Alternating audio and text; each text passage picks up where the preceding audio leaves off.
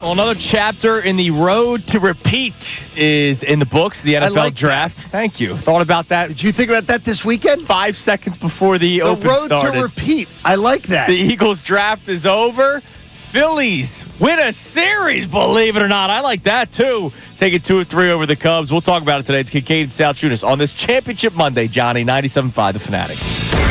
This is Kincade and Salciunas. I am in just such a state of bliss with this Eagles team when it comes to their evaluation with the draft. Whatever the Eagles' plan is right now, Johnny, it seems foolproof. I think they can maneuver at any part of the draft because of their picks, the way they've gone about their draft, and I feel really, really good about it. Kincade and Salciunas. John Kincade, Andrew Salciunas. 97.5 The Fanatic and 97.5thefanatic.com.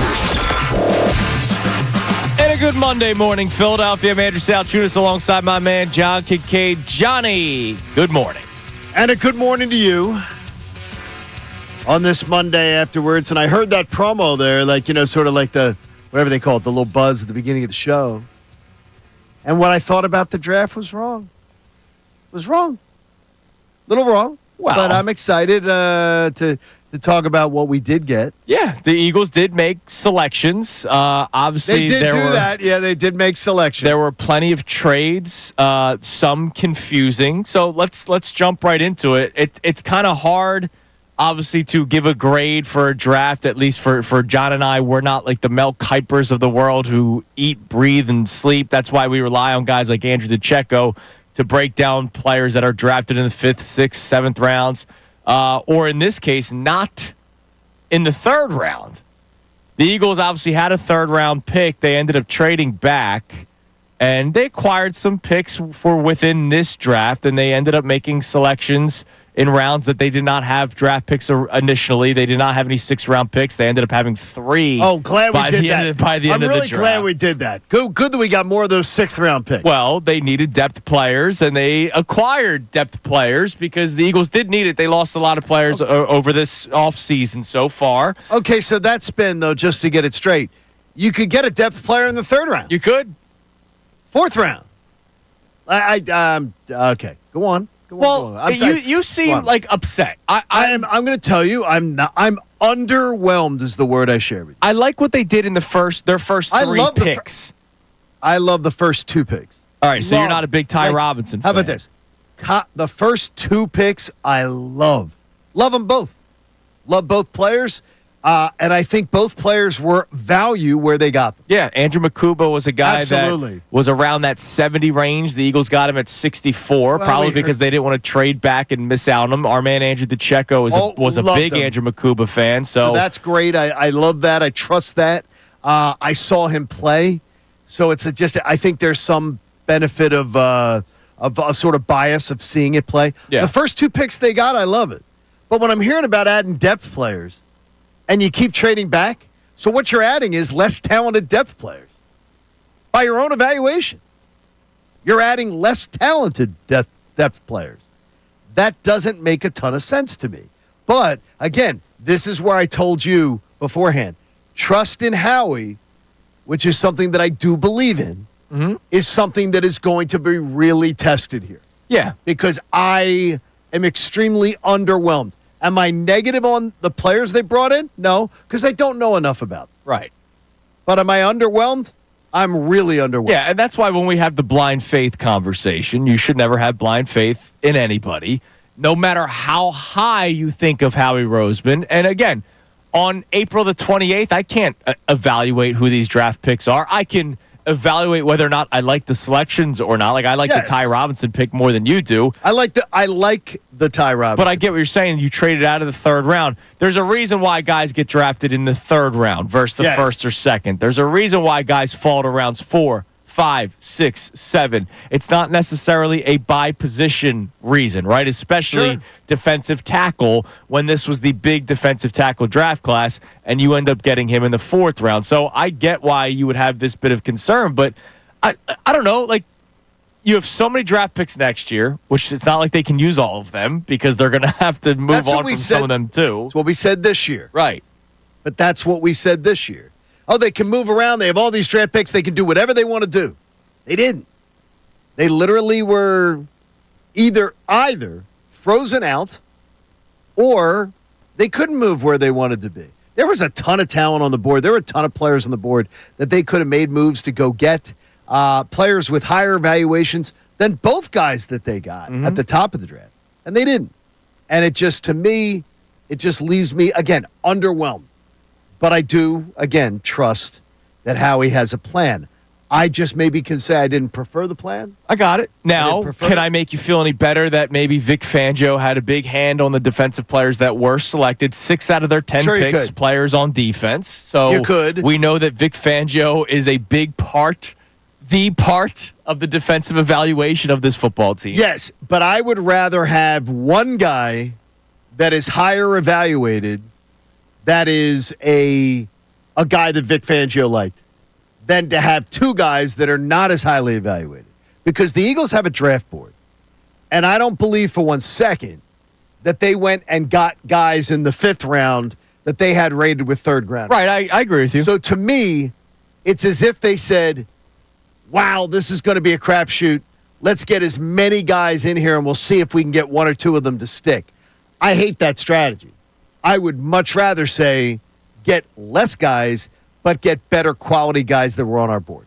That's to me. So you seem underwhelmed. I'm the 2025 Philadelphia Eagles draft class. I'm very underwhelmed, but I'm not underwhelmed about the Eagles' chances in 2025. I'm not underwhelmed about there. But I just expected more. I expected more, especially with the boatload of picks that they had. Right. I expected, okay, well, that's going to be done to maneuver.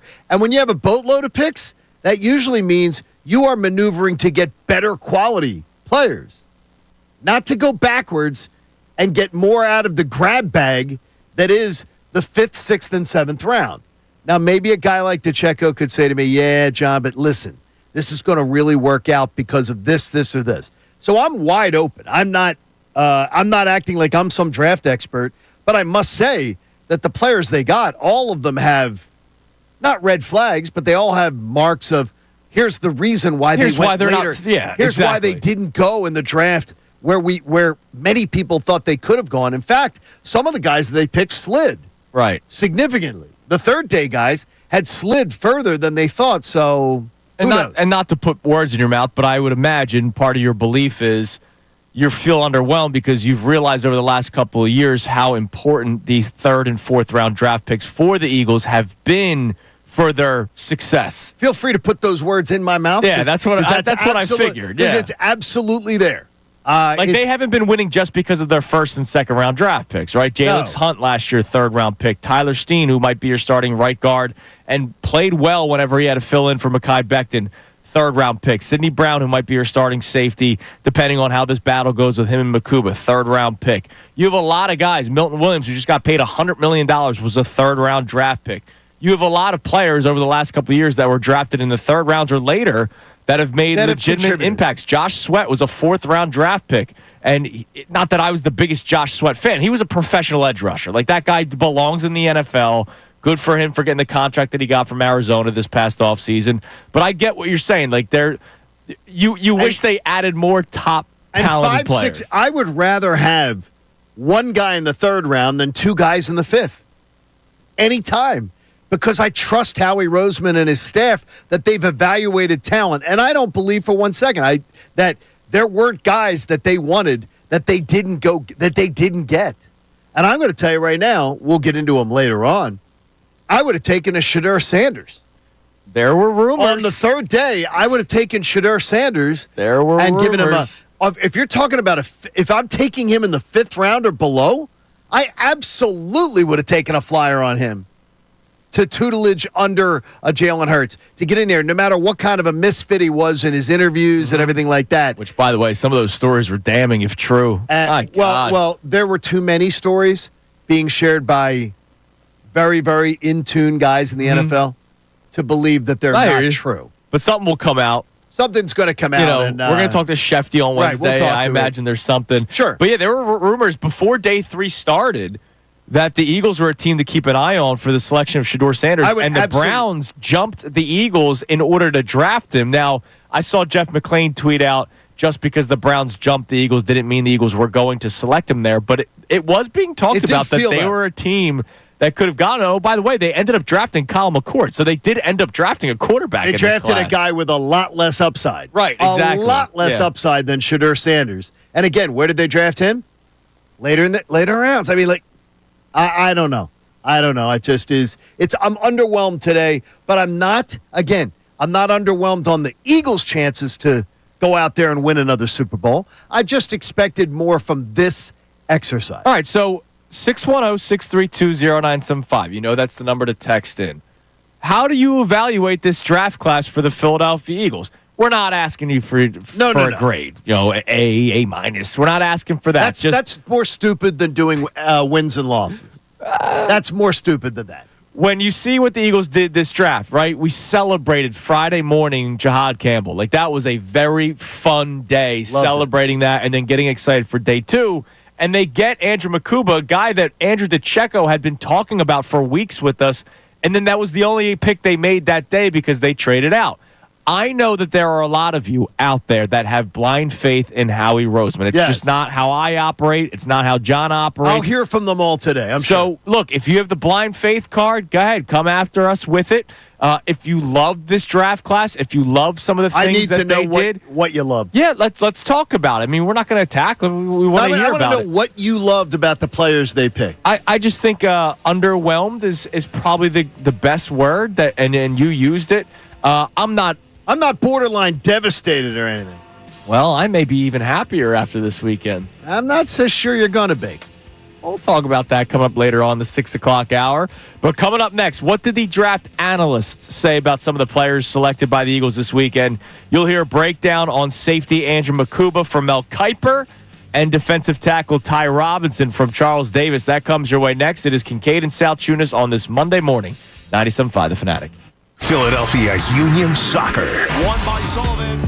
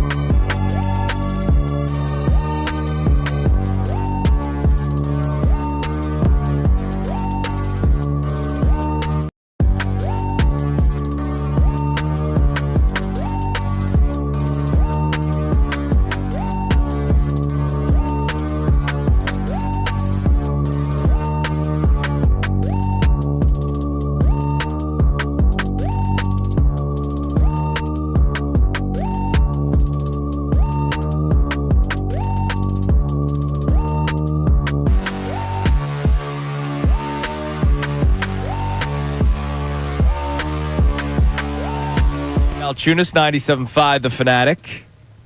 So your evaluation of the NFL draft, we'd love to hear from you at 610-632-0975 for the Philadelphia Eagles, of course. We'll get into some of the other storylines. We already talked about Shador Sanders a little bit in the first segment because there were reports that the Eagles were maybe thinking about drafting him. We'll talk about Sanders more in the 7 o'clock hour because the story that came out about the prank phone call is just despicable.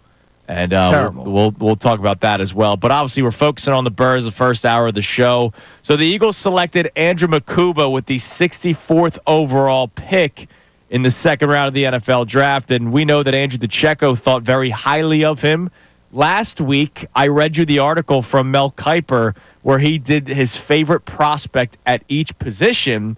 And his favorite safety prospect was Makuba. He compared him to a lighter version of Troy Polamalu, if you remember. That was what was so weird that guy ends up being an Eagle. Yeah. That's fantastic. At pick 64. And that's great work on the part of our own Andrew DeCecco. So here was Mel Kiper after the selection was made during the ESPN draft broadcast. I'll tell you what, for his size, he plays like a much bigger safety. He's 5'11 and a quarter, 186 pounds. He hits like a linebacker. He's a smart football player, recognizes, diagnosed. Well, he had one career interception in 3 years at Clemson. He had 5 interceptions at Texas in this 1 year, 69 tackles, 4 tackles for loss, Lou. I look at a kid who hits like a linebacker. Reminds me of the Raiders back in the day, but Atkinson and Tatum, wow, he will light you up.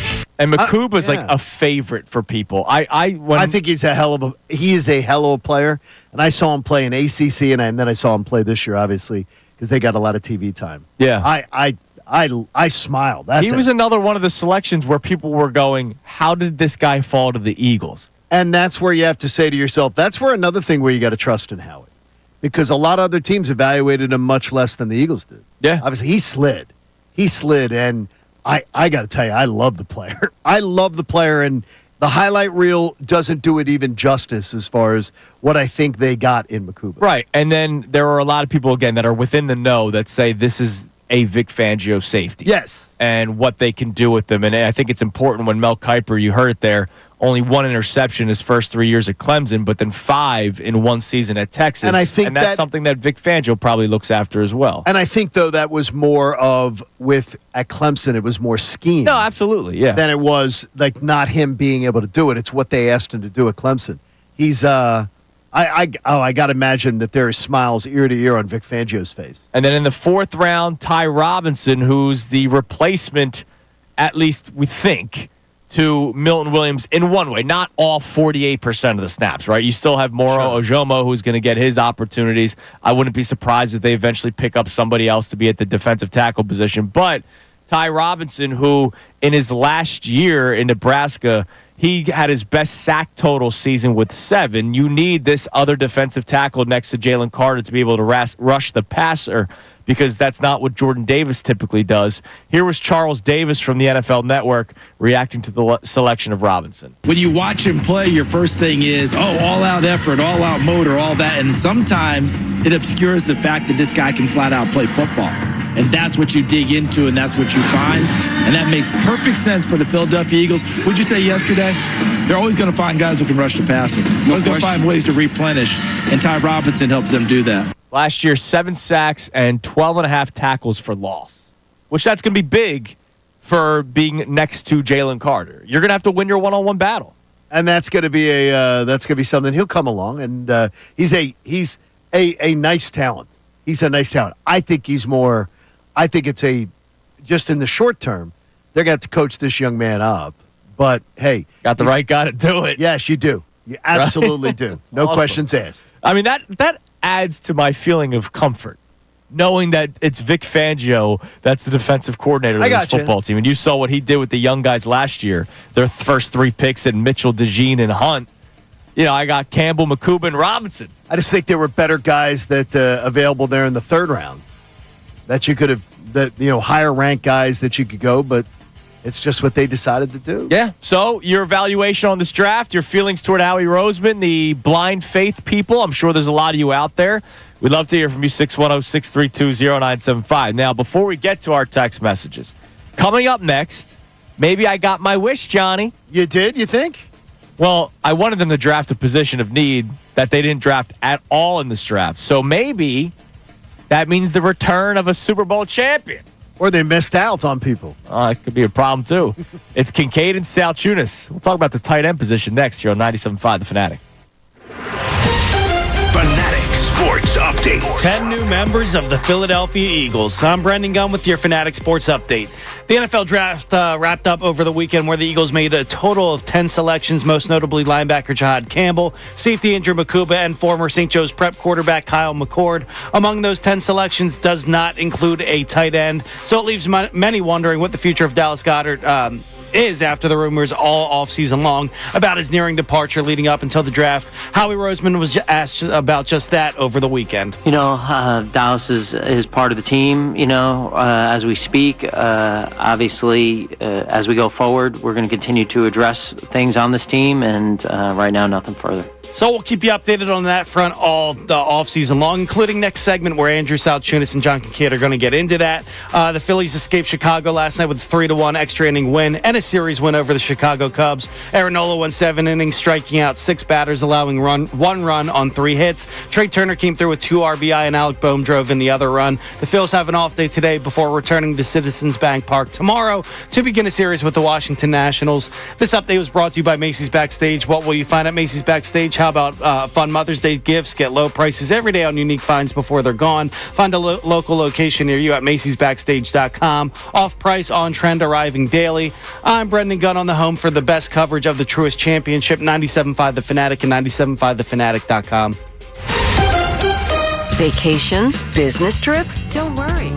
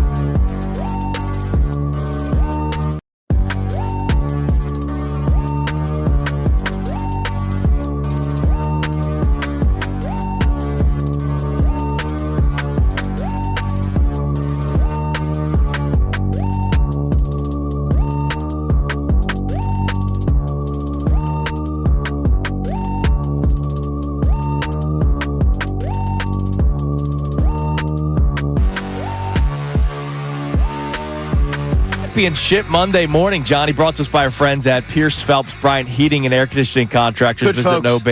nopaybryant.com. Absolutely. We'll talk about the Phillies a little bit in the 7 o'clock hour because they won their series against the Cubs 2 of 3. Brendan Gunn producing the show today, one of Delco's finest. I don't think you even noticed it. It came out. You don't have the strongest Delco accent. That came out a little bit. No, it depends. When you went with the Alec Boone. Alec Boone. It was like, I heard the update. You're like, yeah, with the go-ahead RBI by Alec Boone. Oh, man. It's brutal. No, And Tuesday, the Phillies will be back in action. that's brutal. No, it's funny, though. Jordan Romano.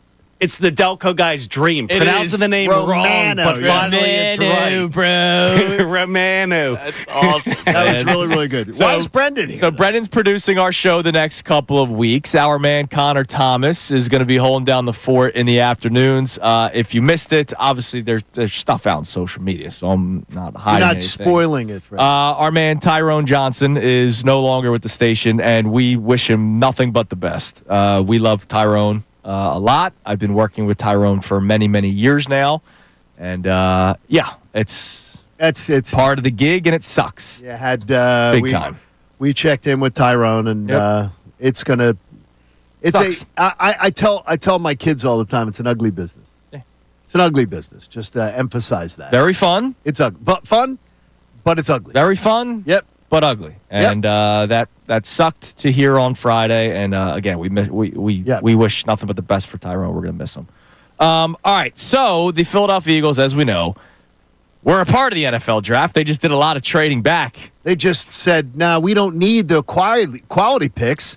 We need to go back and get us more of the grab bag." Now, there was a position that I desperately needed to see them select. So on Friday, when we were celebrating for hours about the selection of Jahad Campbell, Loved it. We eventually did turn the show into the day 2 preview, rounds 2 and 3. We had our man Andrew DeCecco in for the 2 hours of the show from 8 to 10 on Friday. And we talked about what we needed to see the Eagles do on day 2.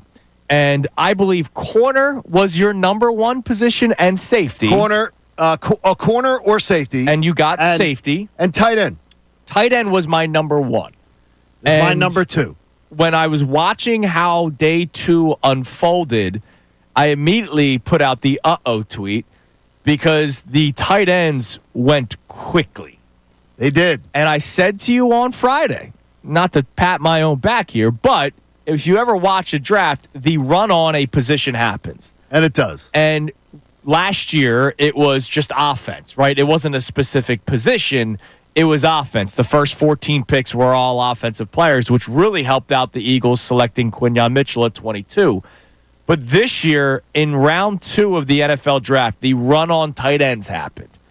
And you start looking around going, oh, wait, the Eagles won the Super Bowl, so that means they're at the very bottom of this second Well, round. at least they have all those other lower draft picks that they could use to move up the board. But Oh, they didn't do Nah, that. but we kept more of the grab bag picks. Well, hold on a second. Let's not completely just rip the Eagles because maybe there weren't I'm people not, that. it's not. No, I'm saying maybe people didn't want to trade. Like that. No, I'm saying takes 2 to that. tango. But I'm saying that. That's where the miscalculation comes in. Into us thinking, well, they have all these draft picks. They can move her and they can do whatever they Right. want. They couldn't, obviously. Because honestly, with all due respect, and I'm not trying to be disrespectful in the analogy to Dallas Goedert, because I love what Dallas Goedert's done as an Eagle, and congratulations to that. But they Alec boomed Dallas Goedert this entire offseason because everybody in the NFL knew he was available. Every NFL insider knew that the Eagles were moving on from Dallas Goedert. Mm-hmm. And so they telegraphed their move, which isn't smart. And then they put the couch out at the curb. And if you grew up in Delco, you've seen this. Where someone gets it, other places, someone will have the couch removed by the person who delivers it. But in Delco, I know at least back in Broomall, someone would then put the couch out at the curb. Yeah, I did it in Manayunk. And then somebody would come and take the couch. You just hope it's not a neighbor coming to upgrade their couch with your own couch. So somebody would take the couch from the curb on South Malin Road. I saw this happen numerous times.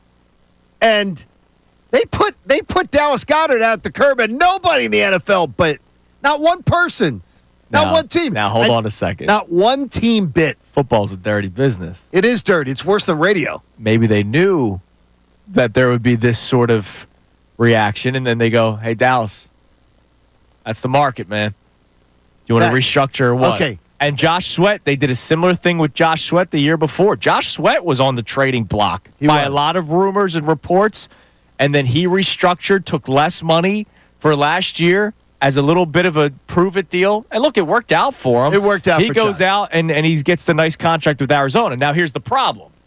Edge rushers at 30 years old is a lot different than tight ends at 30 years old. So, and especially a guy that's been hurt as often as Dallas Goedert's been. I mean, Dallas is hurt all the time. Right. So maybe my dream of restructuring and you give him that 1-year deal, that extra year, which is really nothing. You know how that works in the NFL.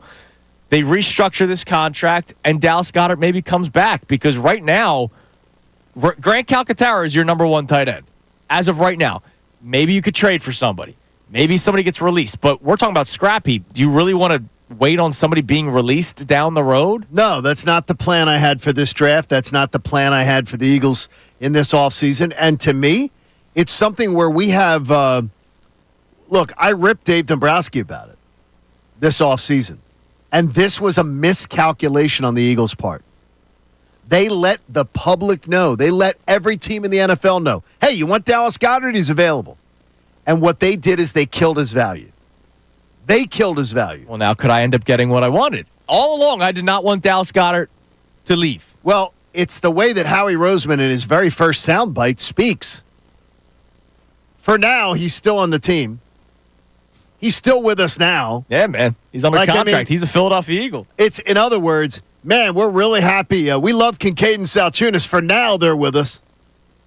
You'd be offended by that. It's really not good. It's not a good situation, and this was misplayed. No matter how any spin anyone wants to make it, this was a misplayed situation. But I get what I want if he's back, and we'll see if he ends up coming back. I just don't know. What do you want? Why wouldn't you have wanted a talented, younger, dynamic tight end without the injury history? You know I wanted that. No, but that's what I would have wanted instead. Right, and they had the chance. They didn't do it. They didn't do it. They didn't. And whatever move they were like, yeah, and that's not good enough for us. I'm telling you, this is one. This was a Howie's done so many things great. This was a misplayed situation. All right. So Howie Roseman, by the way, on day 2 of the NFL draft, following day 2 of the NFL draft, was talking about trading down because, remember, they did not end up making that 3rd-round selection, and I do wonder if some of that was because the run on tight ends early on in the day. It absolutely had something to do with it. Here was Howie Roseman talking about trading back on Friday. You know, when we're picking where we were in the 3rd round, we're really watching the board, looking for opportunities to move up and to kind of watching where it was and where we felt like there was an opportunity maybe to get someone who was a little bit higher on our board, and then the opportunity where there was a kind of sweet spot on our board. And as we got closer to our pick, we had a couple of opportunities there that we felt like kind of maximized where we were on our board and getting that pick next year. I think we're going to be at 12 or 13 picks next year, and a lot of them in the first 5 rounds. So I think obviously that's exciting. Not saying that we don't have things that we don't want to improve on this football team right now, because we do. But we then felt like, again, the move down tomorrow gave us an opportunity in the 4th round here to kind of sleep on it and really kind of get our board set and ready for tomorrow. Having 6 picks tomorrow, great opportunity to improve our football team on the 3rd day. It's a really fun day for us. And we just felt like it made sense to make those 2 moves with where the board was at. To sleep on it? You're shaking your head over there. To sleep on it? They spend the entire... Look, when the football team is playing games in the fall, the scouting department isn't watching the NFL. The scouting department is scouting college football and preparing for this draft for 365 days. That's what they do. You don't have to sleep on it before you... That is such a line. You do not have to sleep on it before day 3. Let's regroup. They have worked out scenarios, these teams, of everything. They've worked out day 1 mock drafts, day 2 mock drafts, day 3 mock drafts. They don't have to sleep on it. In other words, the plan they had to go get themselves a tight end didn't work out. And they thought they could move up, and they weren't able to do it and everything like that. And by the way, when that is your plan, when that is what you bank on, and then you can't execute the plan you banked on, that is a mistake on your part as a general manager. Now, Howie does so many things great. Absolutely. I am willing to say he's done so many things great. But to paint it as anything less than, yeah, this was a miss. This was an absolute miss. Colston Loveland went 10 overall to the Bears. Tyler Couldn't have Warren. gotten, you weren't doing that. Yeah, went to 14 to the Colts. And those were really the only first-round tight ends. Mason Taylor was thought And of we weren't maybe taking one in the possibly. first round. So we weren't taking one in the first round. Right. So that's fine. Mason Taylor ends up going 42 to the Jets. You couldn't have done that? Terrence Ferguson goes 46 to the Rams. Could have that done was that. via trade, by the way. You weren't trading with the Rams, by the way. Well, no, that was the Falcons. Yeah, exactly. They got that with Right, the Falcons. exactly. Elijah Arroyo out of Miami went 50 to the Seahawks. And by the way, I love the Royals. And those were your three big tight ends. Now, you got Makuba in the second round, right? I do like Makuba. Maybe they didn't want to lose him. Maybe they valued that safety position more than the tight end spot. Maybe that's part of their draft evaluation process. But I hated hearing about next year's draft, too. once day 3 happened, or round 3 happened, and Harold Fannin went pick 67, that was all the tight ends. That's another one, though. That's another one. Well, did you want Fannin or Makuba, right? Like, they were both in that same range. They absolutely were in they're very, very similar range. Welcome back, Dallas Goedert.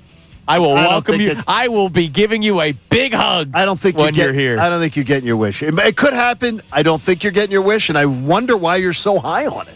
Because I think he's still talented. All right, coming up next, we want to hear from you on this at 610-632-0975. Your evaluation of this draft. Are you a blind faith loyalist?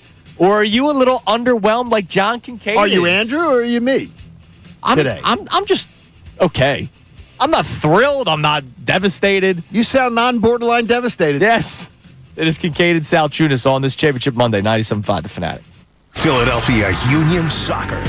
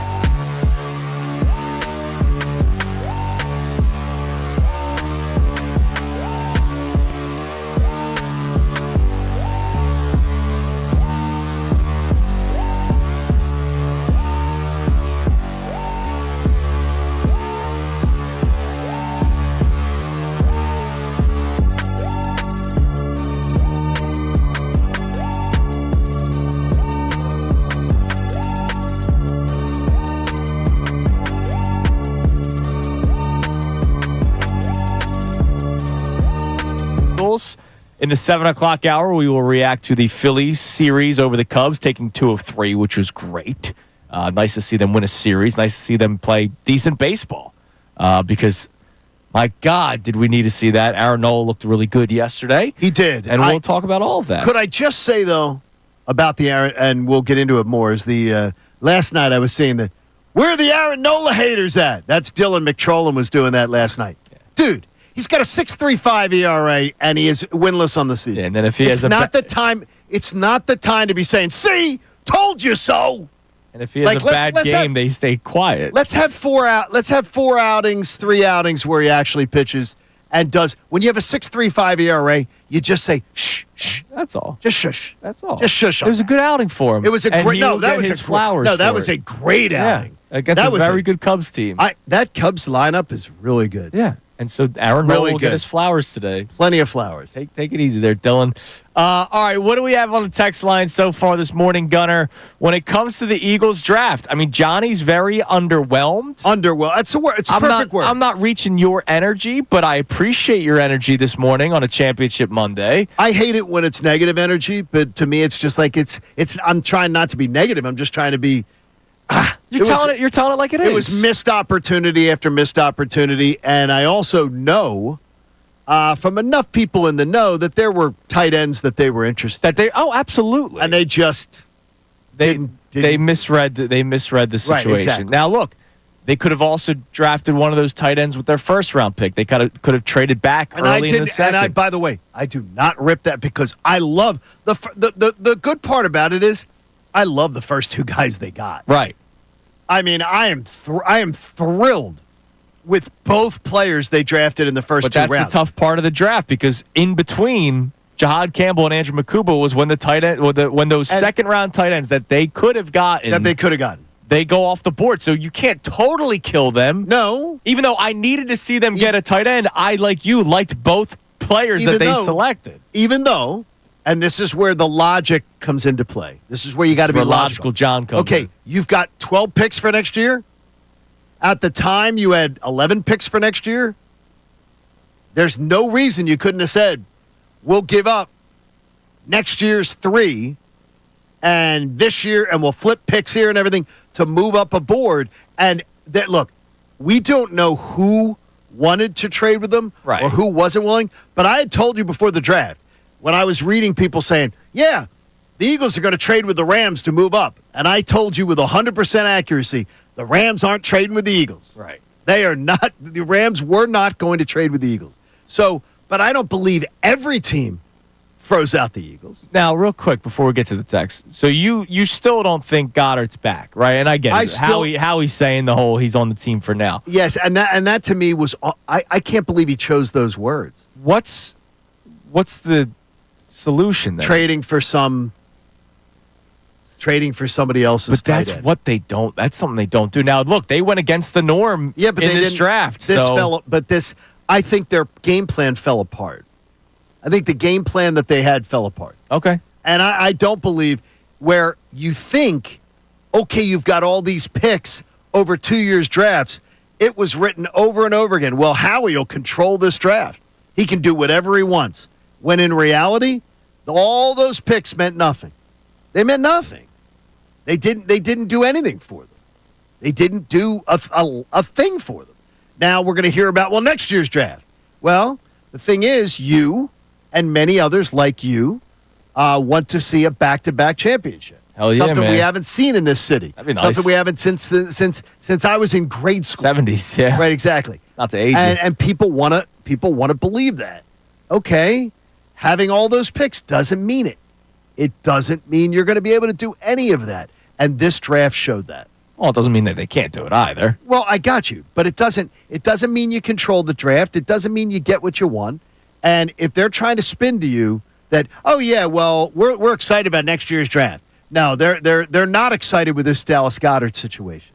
No matter how they'll try to spin it, they're not happy that they're sitting here today back, Dallas. without Dallas Goedert. Welcome back, DG. BG, what do we got on the text line? Yeah, no name on this one, but it says, yes, let's bitch and complain about an underwhelming draft in a very regarded underwhelming draft to begin with. Going into it, the Eagles have traditionally built their team through the trenches, and we needed both depth on the offensive and defensive lines. We got just that and a couple other pieces as well. I'm happily satisfied. And he does not, that texter who texts that, I need to know why. Tell me about the players that you now say, we got depth pieces. Tell me what you know about them. Tell me what you know. Like, those were great pickups. These are great depth pieces. Right, we don't know. You have no freaking idea on the third day. Most guys who are drafted on the third day of the draft end up being special teamers. Most, like majority, end up being special teamers. So don't be saying it's like, well, now we got these, we needed these depth pieces. A lot of these guys projected, some of them going to project out to be special teamers. And sure, special teams is one phase of the game. Yeah, absolutely. But, I can't do the just, well, we got depth pieces. Tell me what you know about these players. Because honestly, a lot of the players that they pick slid. So either, either the Eagles are the smartest guys in the room, or that they took these players that all these other teams passed on.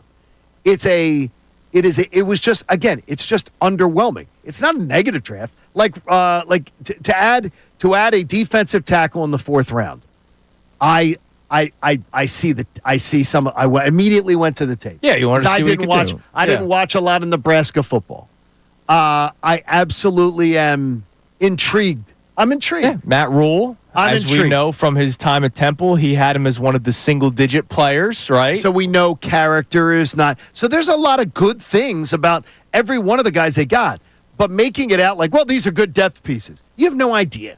You have no idea because most guys who end up being drafted 5th, 6th, 7th round end up being special teamers if they end up making an impact. Unless you're Jordan Mailata. Correct. Now you're starting left tackle. You can go to the outlier. Right. Yeah. Exactly. I got you. I'll go to 20 years of 7th round picks where there aren't Jordan Mailata. Hey, Jalen Mills. Yeah, exactly. Impact. All right, coming up next, we'll check a couple more text messages. We'll reset today's show, and then to start the 7 o'clock hour, the Phillies take 2 of 3 over the Chicago Cubs. We will react to that series, a one that they needed. Oh yes. All right. I get it. People don't want to hear they needed a win in April, but maybe they needed a series win because they were scuffling, losers of 5 straight games, including game 1 of this series, but then they take 2 of 3 against the Cubs, a good Cubs team. So a nice win for the Fightins. We'll talk more about that to start the 7 o'clock hour. It's Kincade and Salciunas on this Monday morning here on 97.5 The Fanatic. Fanatic Sports Update. What will the Eagles do at tight end? I'm Brendan Gunn with your Fanatic Sports Update. The NFL Draft wrapped up over the weekend where the Eagles made a total of 10 selections, most notably linebacker Jahad Campbell, safety Andrew Makuba, and former St. Joe's Prep quarterback Kyle McCord. Among those 10 selections does not include a tight end, so it leaves many wondering the future of Dallas Goedert after the rumors of his nearing departure leading up to the draft. Howie Roseman was asked about just that over the weekend. Dallas is part of the team, as we speak. Obviously, as we go forward, we're going to continue to address things on this team, and right now, nothing further. We'll keep you updated on the tight end situation along with Goedert all offseason long right here on The Fanatic. With the draft wrapped up, the next thing on the NFL agenda is the schedule release on May 14th. The Phillies escaped Chicago last night with a 3-1 extra inning win and a series win over the Chicago Cubs. Aaron Nola went 7 innings, striking out 6 batters, allowing 1 run on 3 hits. Trey Turner came through with 2 RBI, and Alec Bohm drove in the other run. The Phils have an off day today before returning to Citizens Bank Park tomorrow to begin a series with the Washington Nationals. This update was brought to you by Groundworks, your expert for basement waterproofing and foundation repair since 1997. Book your free inspection at groundworks.com. I'm Brendan Gunn on the home for the coverage of the Truist Championship, 97.5 The Fanatic and 97.5thefanatic.com. Philadelphia Sports. Touchdown! Saquon Barkley into the second.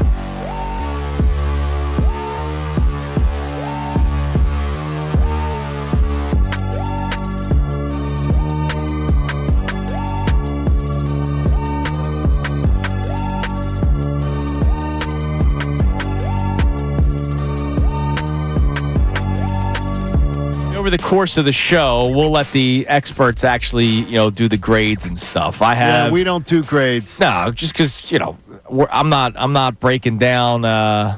See, let's give you one of the draft selections. I'm not breaking down Miles Hinton for you. Yeah, I can't do it either. Offensive tackle out of Michigan. I can't do that with any kind of level of confidence that I know what the hell I'm talking about. Like I saw a couple people tweeting out, both Hinton and Cameron Williams, who were both selected in the 5th round by the Philadelphia Eagles, offensive tackles. Is this the heir apparent to Lane Johnson?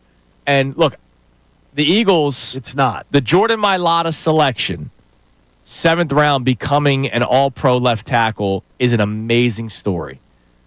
Don't just always assume that the later round offensive tackles that the Eagles select will become all pros.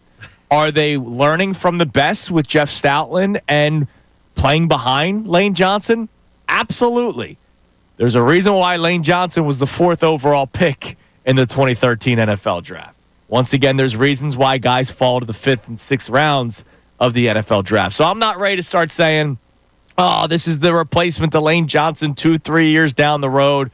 No, when that time comes, I hope they use a 1st or 2nd round pick on that right tackle.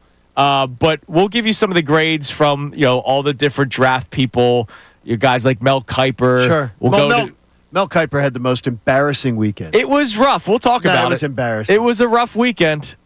It was really bad for Mel, and I love Mel. Yeah, known him for almost 30 years. I thought it was an embarrassing weekend. And he brought certain criticisms upon himself. And like on Friday when they selected Makuba, I put out the tweet that Mel Kiper, said he reminded him of Troy Polamalu. And the responses that I got from people was, yeah, the same guy that thought Shador Sanders should have been one of the first players off the board. And like you bring that upon yourself, and then the doubling and tripling and quadrupling down on your opinion is going to get people saying certain things about you. So, yeah, we'll talk about Mel later on the show. I would tell you is that 2 out of 3 starters in the NFL this season. So this is the numbers from this year.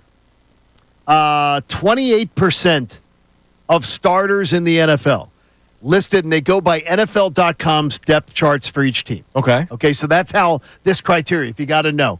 And by the way, if a player is injured, they count to this. Okay. So like if they're on their starter. 28% of starters in the NFL, more than 1 out of 4, are first rounders. So on all the teams across the NFL, another 20% are second rounders. Mm-hmm.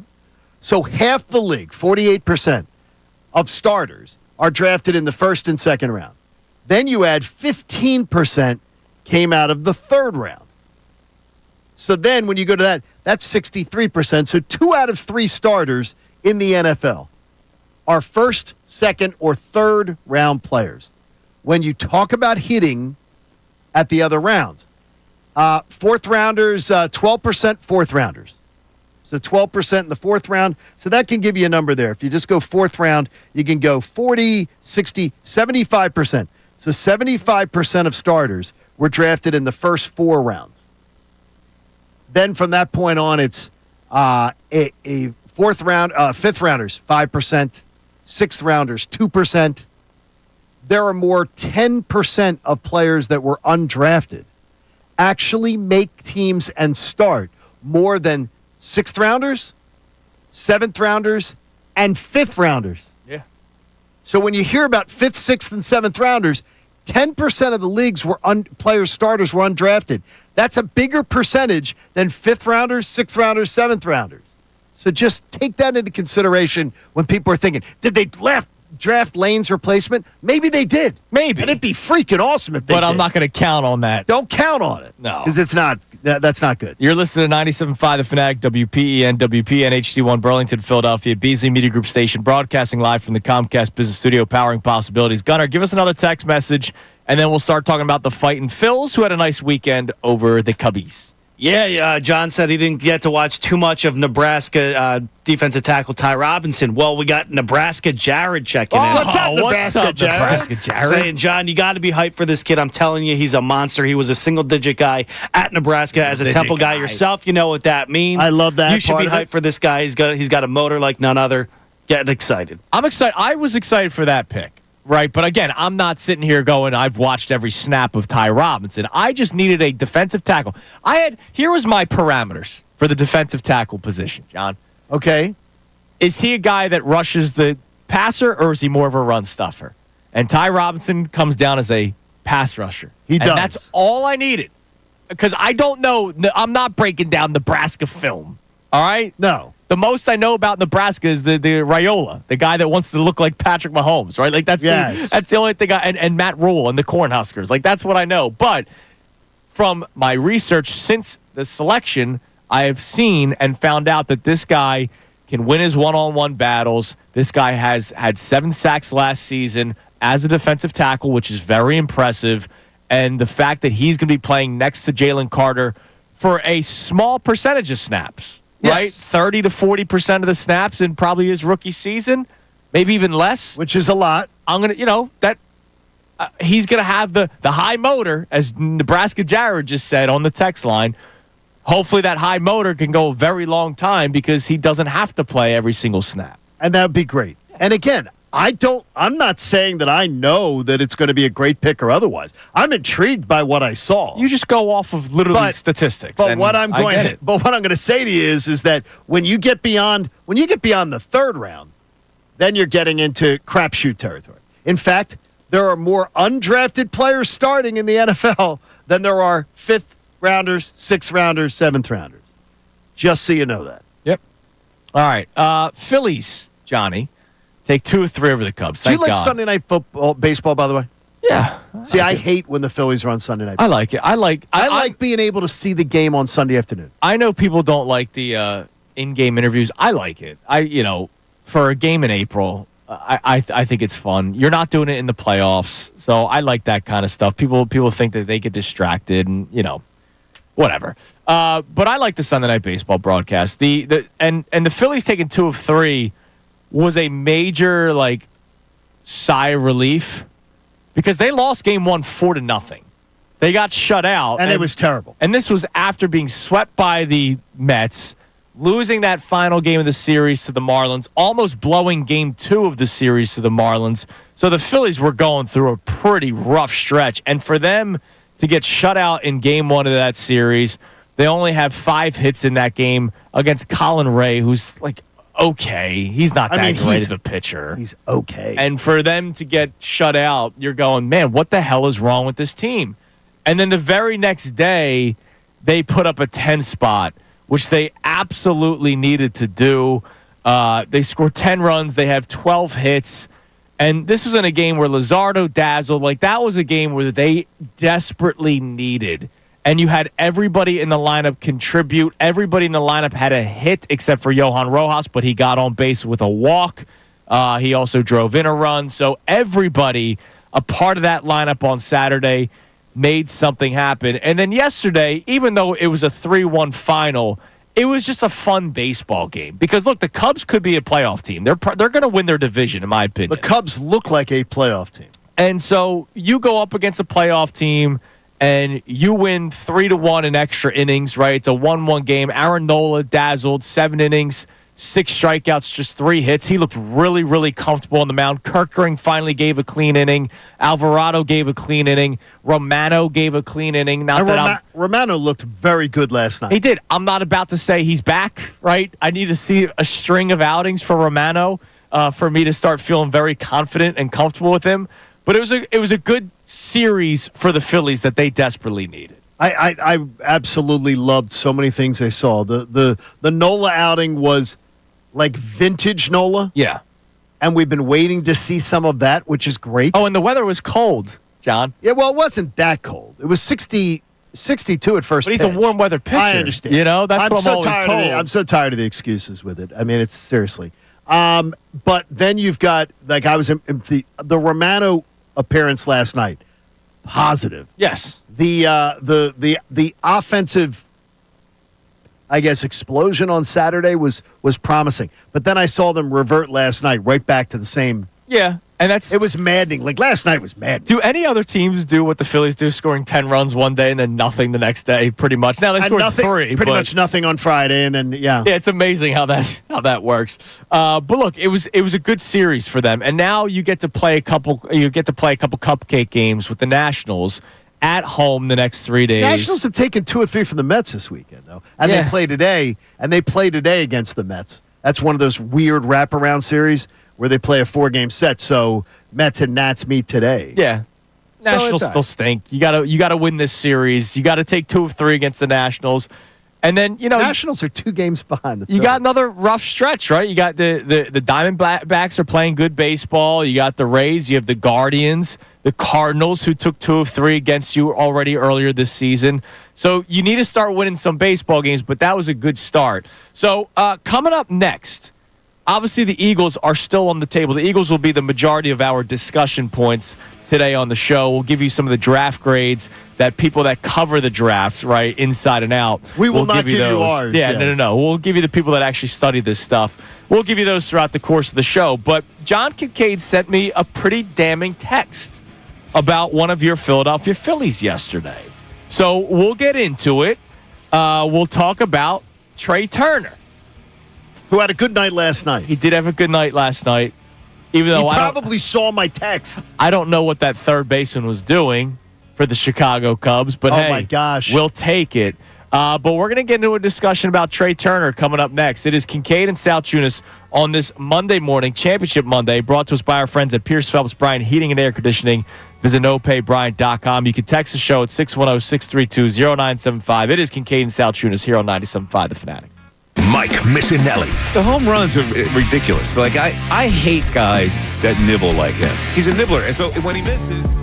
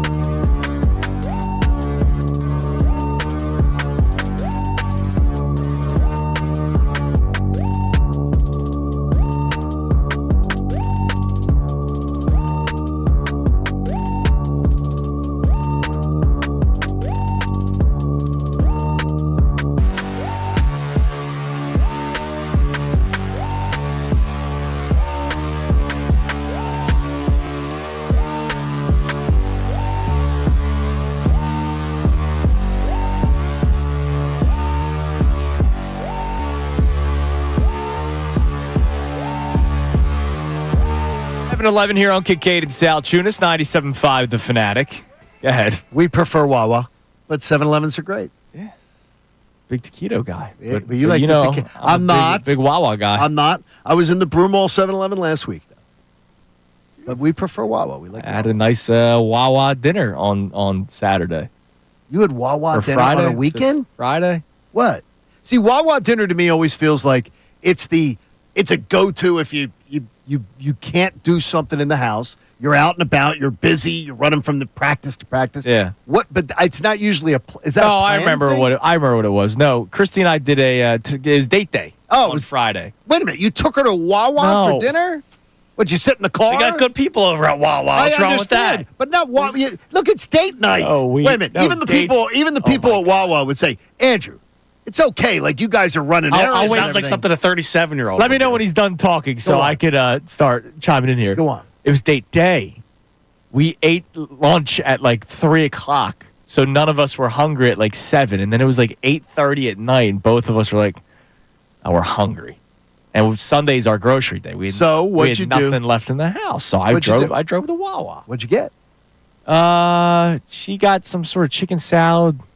I don't even remember what I got. It was delicious though. Mac and good. cheese. It was good. Come You on, went man. into the mac and You cheese. know, sometimes you just got to do what you got to do on a late Friday you do night. date night, man. You Date you day, got John. You date think day. I do nighttime stuff anymore? That is the truth. You eat dinner. With these hours and Cooper and we- my God. The Kincades eat early. The Salciunases eat earlier. Yeah, man, early bird. Which is shocking to Early me. bird special at the house too. It's shocking. That's awesome. All right, you sent me a text about Trey Turner yesterday. Go ahead. I think that I think it's time. It's a problem. And then last night, of course, he comes out and does a really nice job. But Trey Turner's defense has started to leak. Again, yeah. He was playing really good defense for like 3 weeks. He was. And now his decision making on the defensive side and his ability to just even get the balls, to me is clearly showing a massive disappointment in what they thought. His bat is worse than ever. And now that the defense is devolving, I do not see a huge rebound season coming. I do not see, like, in August we're going to be going, man, Trey Turner's hitting 295 and knocking in runs left and right. He looks lost to me, and I really believe a move to the outfield. Well, first of all, it's in his future. Or a move to second Or a base move is in to his second, future. yeah. That one of those two moves is in his future. But I think getting him out of shortstop would absolutely not only help this team, because it could improve defense because you got a second baseman who's a better shortstop. And everybody in the organization's evaluation of it was he's better. But you paid somebody $300 million to be your shortstop. This is a Derek Jeter A-Rod situation. A-Rod is better shortstop than Derek Jeter. More athletic, bigger range, everything. But Derek Jeter was the shortstop of the Yankees, so you weren't moving him. So you had the inferior player playing shortstop and the superior player, your shortstop, playing third. I think it would maybe help Trey Turner if he was put in a different situation. If he was put, it's the move's coming. He's either going to be a second baseman or an outfielder because you're stuck with him for another 8 years after this, or 9. My is only it problem 9? is, Eight. a long time. Yeah. So I'm not moving to the outfield. If you're worried about range and if you're worried about maybe arm strength down the road too, shortstop, outfield arms are outfield arms. I'm not about to start playing him in center field with a candy arm. Not that I'm saying Trey Turner has a candy arm, but I don't think that arm is going to get stronger over the next couple of years. I think that's pretty good analysis. I think the easy move is you switch him and Stott. Well, then that's it. Point. I've been calling for that since I know before you the have. season. I know I think you have. that's something that absolutely should have been. Now, look, he's never going to play to the contract. He won't. But he's not even coming close to the contract. Now, I'm not about to start writing off like this is who he is. Last year, he did end up having a good season. It's just, once again, it was the late year struggle into the playoffs, which was the big problem. Here's where I'm going to disagree with you. You can't say it was a good season when half the season he was garbage juice, where you had to have like fake little ceremonies to get him pumped up. No, it was 2 years ago. And then last year, he had but I'm saying- 295 last Yeah, year. but he also had 2 months where he was void, 2 months where he was void, and at the end of the season, he was one of the biggest holes in the lineup.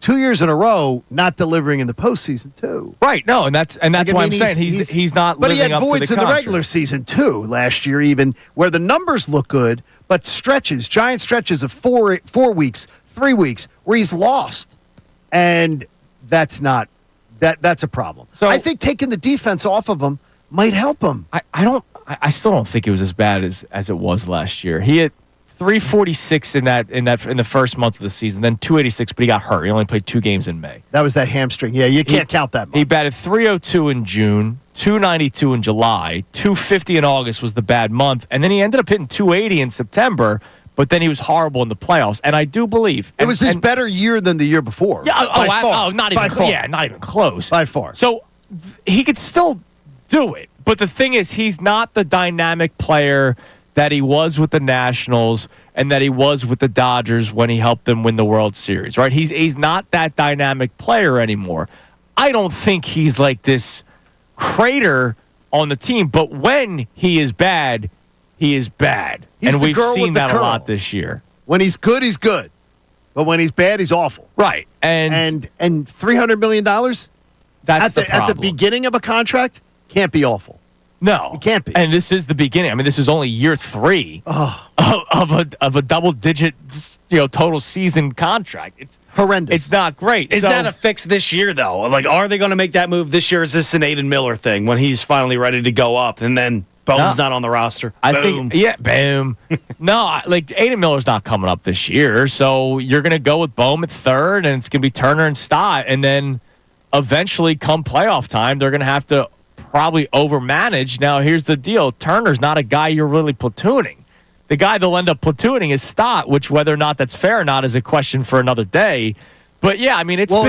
Is Stott doing enough for you to say to you he should not be a platoon player? Because to me, I've seen some really promising things out of Stott. Yeah, me too. I'm intrigued by that. So I'm intrigued on giving a little more in his plate. Yeah, me too. And Bryson Stott, let him be your shortstop. I didn't like it the other day when they sat him against the lefty just because he's a lefty. Now I know the number. I know he's got bad numbers against lefties, but it goes back to the Brandon Marsh thing. Like, are you going to give the guy the opportunity or not? So, look, Trey Turner, if you guys want to talk about him, 610-632-0975. I know there's a lot of people that are ready to move on. They're not going to. Well, you can't move on. Are you it's just like Dallas Goedert? Are you just kind of prepared to say this is who he is? I still think there's a little bit more for Trey Turner, but I'm not saying the guy that you saw with the Nationals and Dodgers. I'm just hoping you get more of what you saw last year, which ended up being an all-star season for the guy. All right, coming up next, what are some people on the outside saying about this Eagles draft class? I've wandered around the internet this morning, Johnny. I did this for the people. Was it a dark, scary place? No. It wasn't? That's good. Pretty good for the Eagles. I like that. How about next segment? Nothing but love for what the Eagles did this draft class. I can't wait to hear it. It is Kincade and Salciunas here on 97.5 The Fanatic. Fanatic Sports Update. Eagles have some new additions. I'm Brendan Gunn with your Fanatic Sports Update. The NFL Draft wrapped up over the weekend where the Eagles made a total of 10 selections, most notably linebacker Jahad Campbell, safety Andrew Makuba, and former St. Joe's Prep quarterback Kyle McCord. Among those 10 selections, though, was not a tight end, so it leaves many wondering what the future of Dallas Goedert is after the rumors of his nearing departure leading up to the draft. Howie Roseman was asked about just that over the weekend. Dallas is part of the team, as we speak. Obviously, as we go forward, we're going to continue to address things on this team, and right now, nothing further. Any news on Goedert or a tight end, we'll keep you updated right here on The Fanatic all offseason long. With the draft wrapped up, the next thing on the NFL agenda is the schedule release on May 14th. The Phillies escaped Chicago last night with a 3-1 extra inning win and a series win over the Cubs. Aaron Nola went 7 innings pitched, striking out 6 batters, allowing 1 run on 3 hits. Trey Turner came through last night with 2 RBI, and Alec Boehm drove in the other run. The Phillies have an off day before returning to Citizens Bank Park tomorrow to begin a series with the Washington Nationals. This update was brought to you by Dairy Queen. Get a big summer flavor in every bite with the new DQ Summer Blizzard Treat Menu featuring new mixing bowl mashup, s'mores, and more. Available now. DQ Happy Tastes Good at participating locations. I'm Brendan Gunn on the home for your coverage of the Truist Championship, 97.5 The Fanatic and 97.5thefanatic.com. 97.5 The Fanatic and live.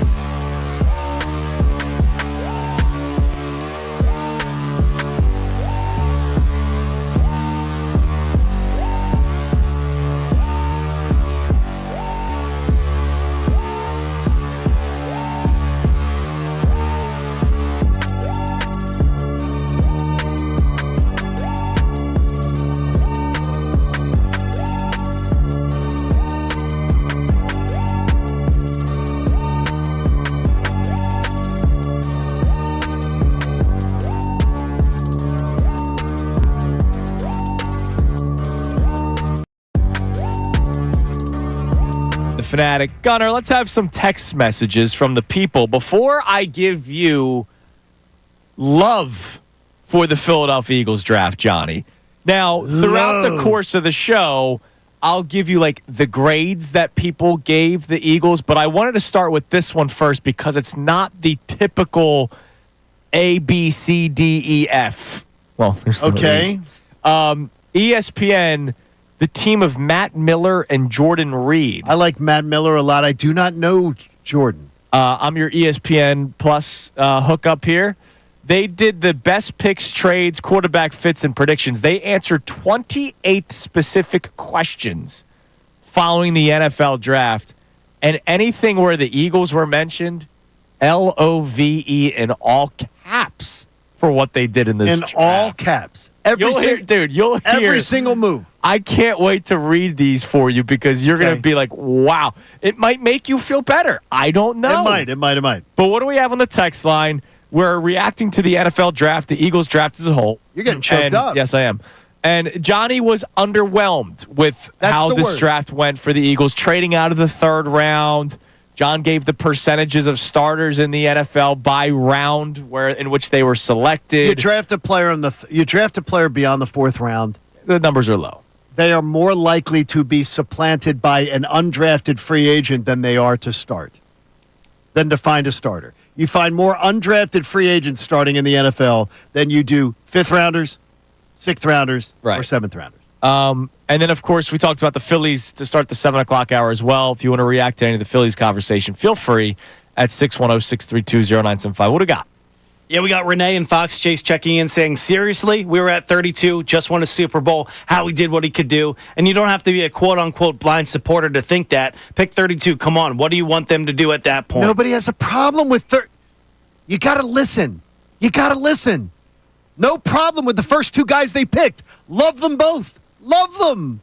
Capital L. What the hell they do after that? Seriously, that's what it is. And don't tell me what you know. There's no problem with the first and second round picks. None. But then you trade out of the third round because you didn't get aggressive in the third round. And by the way, I can see that there were trades made in the third round. So there were opportunities. You just didn't take them. So to me, there's a difference. Nothing wrong with the first two picks. Nobody's complaining about 32. It's all the other things that you did after the second round pick. Now, again, the big one is tight end that everybody was kind of keeping an eye on. What are they going to do with tight end? They do not get a tight end at all in this NFL draft, which is the thing that I needed them to do, unless you're bringing back Dallas Goedert. Now, I'll say this. Even if you do bring back Dallas Goedert, we don't know, right? They still needed a tight end. Like, they should have drafted a tight end last year. Yep. They should have drafted a tight end in this draft because eventually Dallas Goedert won't be here, and you're going to need to have a younger option. Now, there is one thing I can think of. They have gone against the norm a lot recently. The norm for the Eagles have been tight ends, right? Brent Selleck. I started Selleck, but even before that, not that L.J. Smith was anywhere near the player they thought he'd be, drafted in, second round?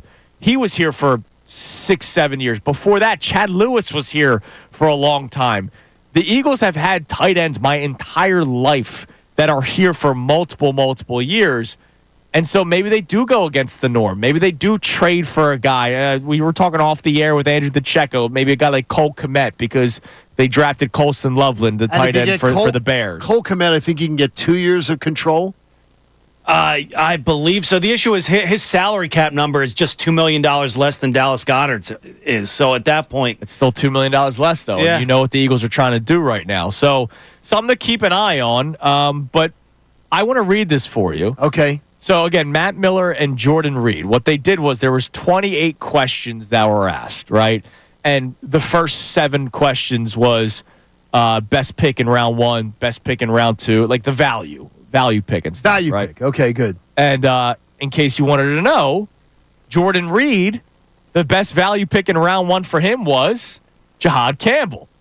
Value pick, absolutely. Here's what he writes. Howie Roseman does it again. Campbell was my number 11 prospect, and the Eagles were able to get him, trading up just one spot and surrendering a 5th-round pick.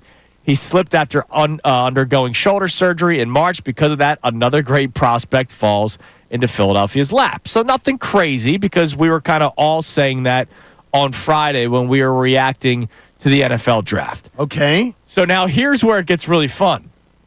Which team produced your favorite class?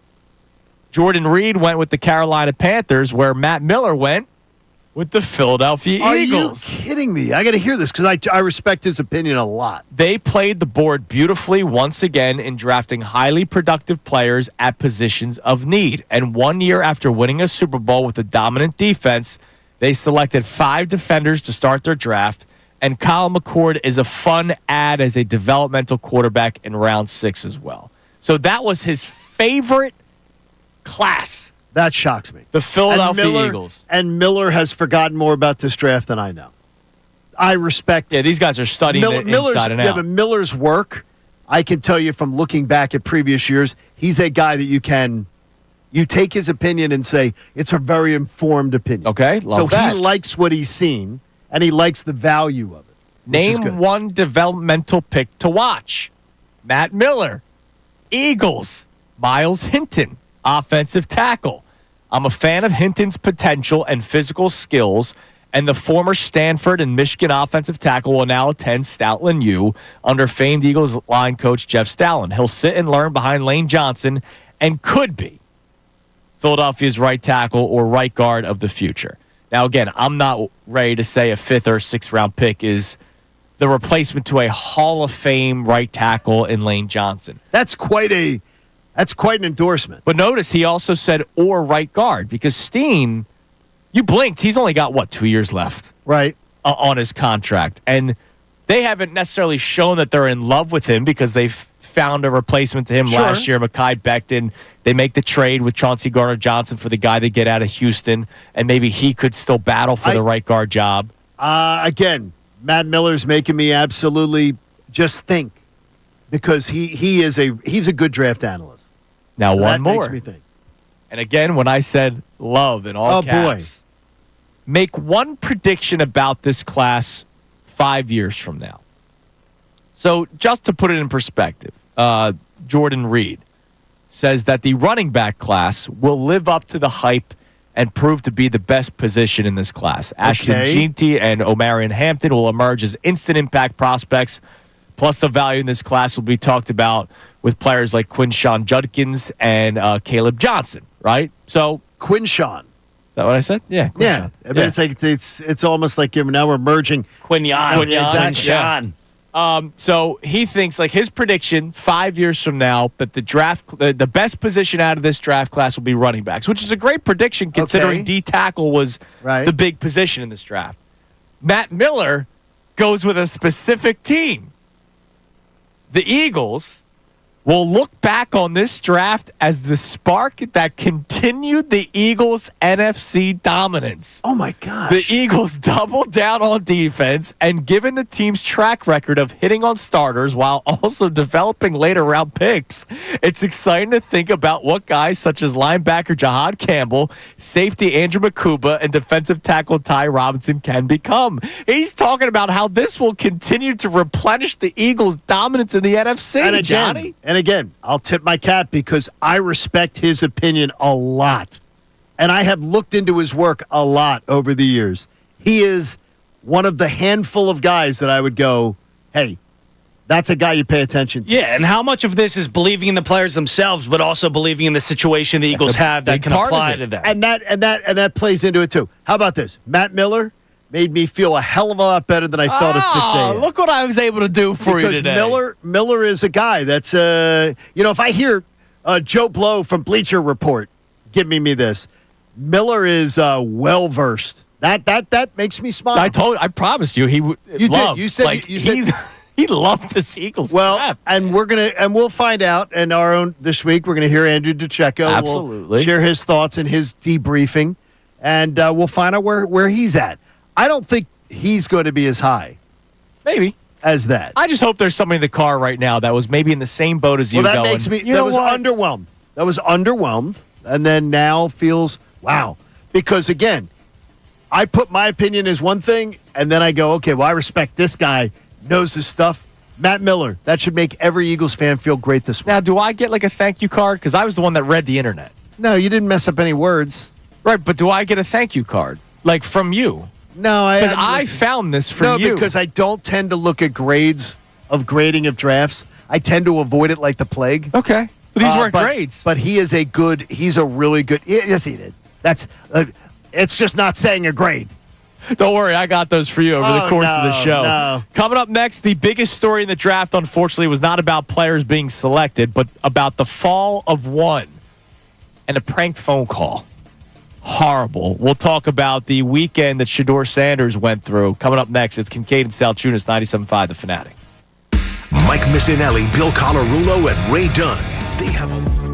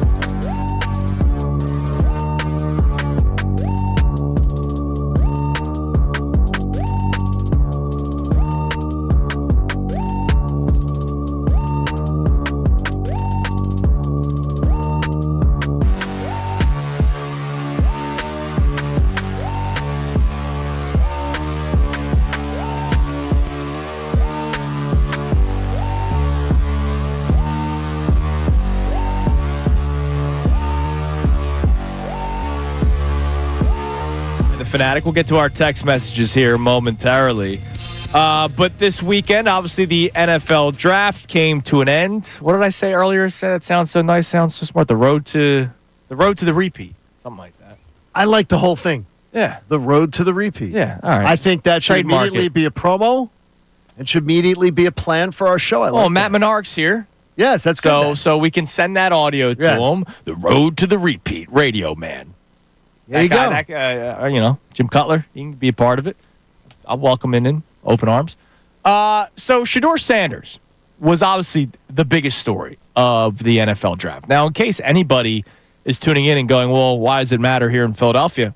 There were rumors that they almost drafted him or that they had him on the board because in day 3, in which they drafted a quarterback, local kid, Kyle McCord, there were reports that the Eagles were a team to keep an eye on with Shador Sanders. The Cleveland Browns eventually drafted Shador Sanders in the 5th round, but actually made a trade and got ahead of the Philadelphia Eagles with that selection of Shador Sanders. Does that mean the Eagles were going to draft him with that pick? No, that does not mean that. But I find it pretty intriguing that there were reports earlier in the day that the Eagles were a team to keep an eye on. The Browns jump the Eagles, and the Browns select Sanders. After they had already drafted another quarterback. Which is the weirdest thing for me. And they already have Joe Flacco and Pickett. Delta, and Kenny Pickett. Who they traded for. And they still have Deshaun Watson on that roster. And they still have Deshaun Watson. Yeah, exactly. They're just keeping him away from the massage room. But it's amazing. Like, they traded for Kenny Pickett, so... It made absolutely no sense that the Cleveland Browns would draft him. Because None. I was talking to my buddy yesterday, and he's going, well, maybe they're trying to do like the RG3 Kirk Cousins thing. First off, one was first round, third round. I think they're trying to hold him and flip him. Like hoping that somebody will trade for more than they paid for him. Maybe. That's how I felt it was. I would have loved the Eagles to take him in the 5th round.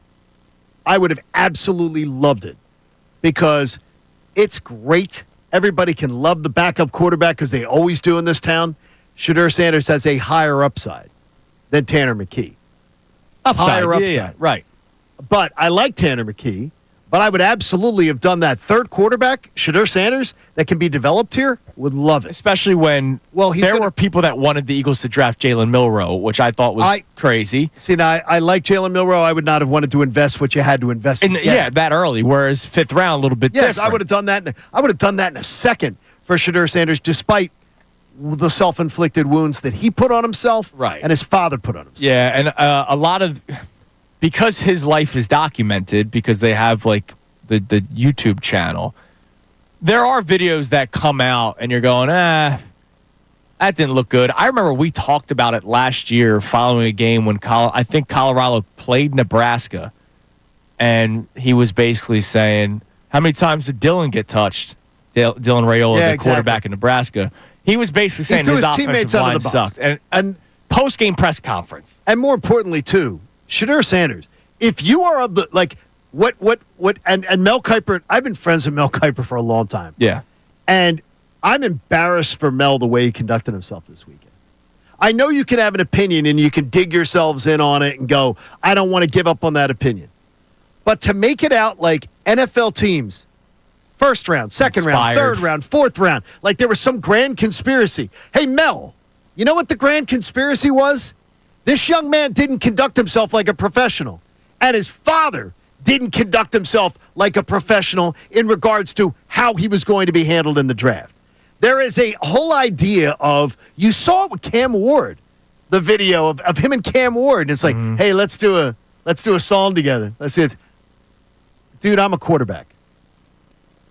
I'm trying to just here to do work. And as they talked about, now we're finding out when he went on his visits and literally was asked to draw on the whiteboard and do all the stuff that Cam Ward was asked to do and other quarterback processors were asked to do. He hadn't done his homework. So you got to go in there and you go, if you watch the things from last year with Brian Dable, where they brought in Drake May, they brought in Jaden Daniels, they brought him in, and the Giants are showing it for the team. Hey, show us what you know. You had our playbook for a week.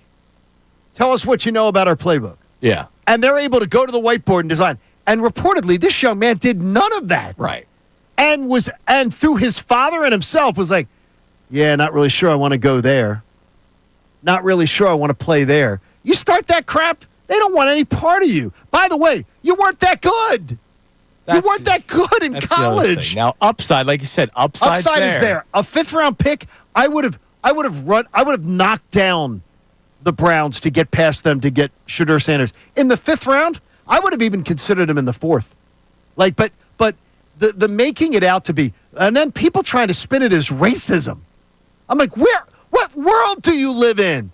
A black quarterback was seriously is a guy that has not been a problem last year. A black guy was the number 1 pick this year, and he was the most exceptional, like one of the talents that is out there. Yeah, ironically, we should be talking about the how he felt in the draft being a football conversation. Unfortunately, the prank call kind of just derailed the whole thing. I mean, he was the number 1 player that everybody was going to keep an eye on during this draft. Because his dad and him had made himself out to be that. And so Brendan brings up the prank phone call. The Atlanta Falcons have a defensive coordinator named Jeff Ulbrich. Yeah, Jeff Ulbrich. And his son, Jax, according to the Falcons, unintentionally came across the draft contact phone number. If you guys didn't see over the weekend, Shador Sanders got a phone specifically for the draft. The number that phone was for was literally for a team that was going to draft him to call. This was not a number that... They put out a number. They put out a list now that when I did the War Room one, I saw them where they had this list of phone numbers. They literally had one of those like laminated sheets, like sort of like Andy Reid would have. Yeah. Of guys who potentially they could be talking to on night 1, night 2, night 3, and they had phone numbers for them. Yeah. And all the players were given issued phone. This was a specially issued phone number just for the draft. Correct. So like nobody found out his number. Yes. And so Jax was not the one who made the phone call, but he's the guy who supplied the number. He gave the number to a friend of his who made a phone call, and if you guys missed it, the kid calls and he says he's with the New Orleans Saints. And I'm Mickey Loomis. And Shador Sanders basically says something like, I've been waiting for this call. And then the kid goes, well, you're going to have to wait longer, and hangs up on him. And and by the way, if you haven't seen it, they literally videotape it for clout so they can post it on their Instagram. And you're so dumb for doing that because people online are smart and can find you. And it was found pretty quickly. Later that day. Only guy they hit. Tyler Warren, according to Jordan Schultz, got a call from the same area code. Oh, no way. And Kyle McCord got prank called about 6 times, he said. So, all right, this kid, but no. 21-year-old. He's not a kid. So he's not 14, because a lot of people thought it was the giant. There was rumors. It was ridiculous. This is a 21-year-old adult who supplied the phone number of people to prank phone call them on the biggest day of their lives. I know Shador Sanders has had millions of more opportunities than most common men because of who his father is. Sure. But this is still, on a personal level, the biggest day of his life. He's about to be drafted in the NFL. And you do a prank phone call. And more importantly, again, they did reportedly up to 3 more players receive phone calls from that area code, which could very well be it. To me, that's such a despicable act. And more importantly, when you do it once, Jax made a mistake. Yeah, he's a good kid. It's not a mistake. You're calling multiple people. You're a little turd. And enough people have not been punched in the face. Well, in life, they have not been, because that's what you do. You would take. Why would you think of acting like this? Right. Now, the Falcons have said they're not doing anything to Jeff Ulbrich, their defensive coordinator, who let the number be leaked. There has to be some sort of punishment. I'm not asking for the guy to get his fired Ulbrich because his son's an idiot. Fired, but there has to be some sort of consequence. This is horrible. That kid should never be in the facility ever. No, never. Visiting dad. He should be persona non grata. Yeah. He should not be. You're right. He should not be allowed at any of the games. Let him pick up trash.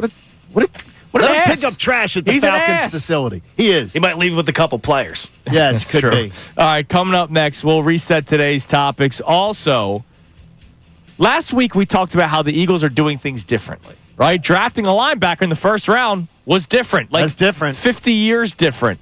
Just how different have the Eagles been? Find out next. Kincade Salciunas, 97.5 The Fanatic. Fanatic Sports Update. 10 new young Eagles. I'm Brendan Gunn with your Fanatic Sports Update. The NFL Draft wrapped up over the weekend where the Eagles made a total of 10 selections, most notably linebacker Jahad Campbell, safety Andrew Makuba, and former St. Joe's Prep quarterback Kyle McCord. Among those 10 selections, though, was not a tight end, so it leaves many wondering what the future of Dallas Goedert has in store after the rumors of his nearing departure. Leading up to the draft, Howie Roseman was asked about that over the weekend and said just this. Dallas is part of the team, as we speak. Obviously, as we go forward, we're going to continue to address things on this team, and right now, nothing further. If any news comes out on the Goedert front, on the tight end front in the weeks to come, we'll have you covered right here on The Fanatic. And with the draft wrapped up, the next thing on the NFL agenda is the schedule release on May 14th. The Phillies escaped Chicago last night with a 3-1 extra inning win and a series win over the Cubs. Aaron Nola was on the mound. He went 7 innings, struck out 6 batters, allowed 1 run on 3 hits. Trey Turner came through with 2 RBI, and Alec Boehm had the other RBI for the team. The Phils have the day off today before returning back to Philly tomorrow to start a series with the Washington Nationals.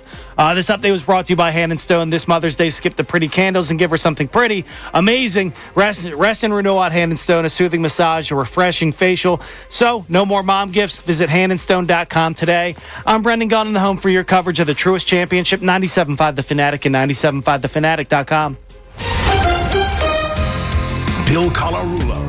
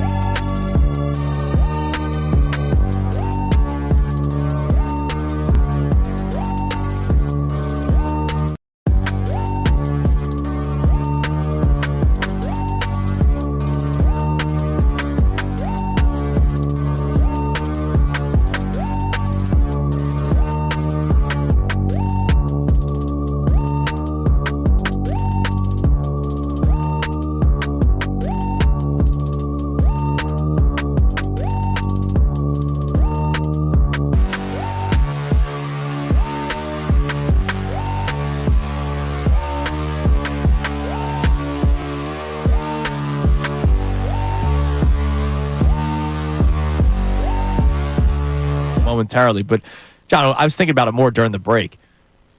If you're the defensive coordinator of the Atlanta Falcons, Jeff Ulbrich. Yes. Whose son, Jax, was the one who got the phone number for Shador Sanders. And I didn't know until you guys told me that other players got the prank phone call from the same area code. So maybe he dished it out to multiple people. It would seem to be the odds that they all came from, like, Mississippi or lower Mississippi or whatever it is. So, as a father, I forget he should be fired because he's not going Jeff to be. Ulbrich shouldn't be fired. I know. The Falcons already said they're not doing anything. As a father, you're Jeff Ulbrich. What do you say to your son, who's 21, and like you're not kicking him out of the house? No, but like, again, I have a 3-year-old, so I'm not ready for that. I don't know. I don't even know how I would handle that. I'm making that kid pay for college. I know Jeff Ulbrich's probably making $1 million. Yeah. You could probably pay his son's college. You're paying your rest of the way. No, I'd say absolutely. You're off the payroll. You are absolutely. You're off the payroll. You are.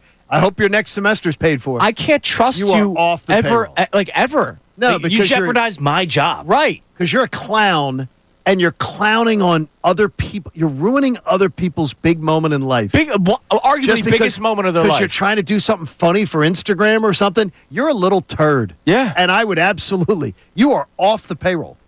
No question. I don't even know how. Like, is it you're staying with your grandparents for a few days? Like, the kids at school. I don't know if I'd be able to look them in the eyes. Like you said, Brendan. Like, not that I don't think Ulbrich should be fired for it, and I don't think the Falcons ever even thought about it for a second. But by the way, that now puts a bad light on the Falcons. Not that they had anything to do with it, but this whole situation. All I did was search Jax Ulbrich on Google. I typed in the letter J and A, and his name pops up. Well, he's now. a J.A. He really is. So, I mean, he's now synonymous with the word. I do not have the wherewithal to say, yo, buddy, don't even videotape me. Or how about I step out of this damn video because I'm the guy who stole the phone numbers? Like, right. Because he wanted the clout. He thought this is going to be funny. This is going to go viral. We're going to be heroes for this. Where you're a jackass is what you are. Yeah. I would absolutely. Like, look, the rule was now the idea, you ever get behind the wheel and alcohol for my child. Mm-hmm. If you ever get behind the wheel and alcohol is in any way involved, you're not driving a family car ever again. You are not on the family insurance ever again. So just know that. So if you go to a party and you don't call a ride share, you don't do anything. If it ever was involved, you will never again be part of that. Yeah. So, like, there's got to be rules. And this kid seems like an entitled little. Yeah, but you know what, John? You had that conversation before drinking and driving. Right, exactly. There's no way Jeff Ulbrich sat down with his son Jax and said, "Hey, if you ever make a prank phone call."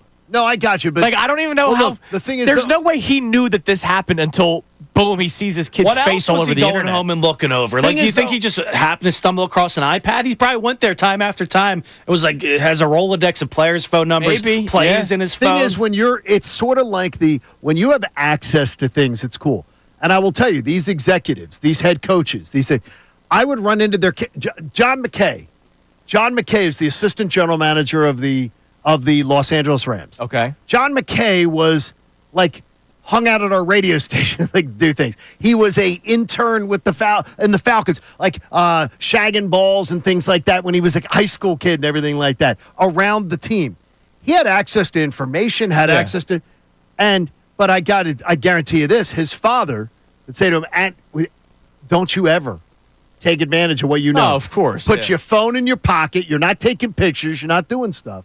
This kid obviously never had that. Unbelievable, man. You're listening to 97.5 The Fanatic, WPEN HD1, Burlington, Philadelphia, Beasley Media Group station, broadcasting live from the Comcast Business Studio, powering possibilities, as this is a Football Monday, Championship Monday on The Fanatic, presented to us by Pierce Phelps Bryant Heating and Air Conditioning Contractors. Visit nopaybryant.com. Before I tell you how different this Eagles team has been with their drafts recently, let's try to give out some cash. The Fanatic signing bonus. All right, your keyword today is cashier. CASHIER, cashier. You have until 8:25 to enter it to the special contest short code 45911. or you can enter it on the Fanatic mobile app or 975thefanatic.com. Again, the keyword cashier. One random entry wins $1,000 in this company-wide contest. Each winner will get a call from Beasley, so be sure to answer your phone. Contest rules at 975thefanatic.com. The Fanatic signing bonus is sponsored by Live Casino and Hotel Philadelphia, voted best casino in PA by Casino Player Magazine. Your next chance to win will be during the Mike Missanelli show at the start at 10 o'clock. So if Jax Olbrich is listening to the show right now, he's probably crank calling. A few people saying, hello, it's Beasley Media. Yeah. That's hard. What a little jerk. What a little jerk. I mean, honestly. All right, so Ruben Frank and the team of NBC Sports Philadelphia, always doing great work, did an article on how different the drafts have been. The title, How Howie Roseman Built an Eagles Defense to Neutralize Modern NFL Offenses. Okay. Which, look, we've seen it work. Sure. But the changes have been amazing. I love how his opening paragraph states the Eagles' last 4 drafts we've seen have been unprecedented. Literally unprecedented. Focus on defense, and Howie Roseman explained over the weekend that an offensive players league-wide have gotten faster and more explosive. His priority has been to answer with defensive players who can keep up, which is great, right? And that's why on the offense, they go, oh, wait, we can be the physical team. Yes. To go against these smaller, quicker defenses. But because those teams haven't done that with their offenses yet, we still have to have the modern-day defense. So since 2022, okay, the Eagles have drafted 12 players in the first 3 rounds. Do you want to guess how many of them have been defensive players? Since 2022? Yep. Out of 12. In the first 3 rounds? Yep. 9. Brendan, you have a guess? 7. 10. Oh, my gosh. Is the answer. I was trying to do math in my head. I'm going down the list. That includes Jahad Campbell and Andrew Makuba. So over the last 3 drafts, 12 players in the first 3 rounds, 10 of them have been on defense. This is the first time in franchise history. By the way, the draft goes back to 1936 that the Eagles have drafted as many as 10 defensive players in the first 3 rounds in any 4-year span. That's wild. The only offensive players that Roseman has taken in the last 4 drafts on day 1 or 2 have been interior offensive linemen, Cam Jurgens and Tyler Steen. This is the first time since 1978 that the Eagles haven't taken at least one offensive player in the first 4 rounds. That's outrageous. It's the second time in a row the first 3 players they selected are on the defensive side of the ball. As for those 10 defensive players Roseman has taken, they're all still on the roster, and most will be starters this upcoming season or will be competing for a starting spot. Youngest defense in the NFL, won the Super Bowl, and they just got a hell of a lot younger. Yeah. With Slay and Milton Williams and Josh Sweat leaving. My gosh. They got rid of their 3 oldest guys. Yes, they have. It's unbelievable. Even deeper since 2022, 14 of 19 players. Yeah. 14 of 19 players Roseman has taken in the first 5 rounds have been on defense, including 5 of 6 this weekend. So Howie Roseman has used the draft, which is what we wanted. Absolutely. When John and I first started in March of 2024, this is show number 289, by the way, we did a couple of mock shows before just to kind of get our reps together. And you and I did a mock segment on how we want the Eagles to build the team. And we both agreed, which is something we do sometimes. Sometimes we do, sometimes we don't. We both agreed that we wanted to see them use the draft to build a young defense because you're paying all the money to the offense, right? So you need to be able to hit in the draft well defensively and hit. And they have been hitting. And that's why you saw them win a Super Bowl last year. Never would have thought that they could have had this kind of success. And they've had it. And we'll see how this one plays out, right? We won't know until the season plays and as the season continues. But, man, their track record should tell you that you should feel good at least with those first 3 picks that they selected in this year's draft. It's amazing.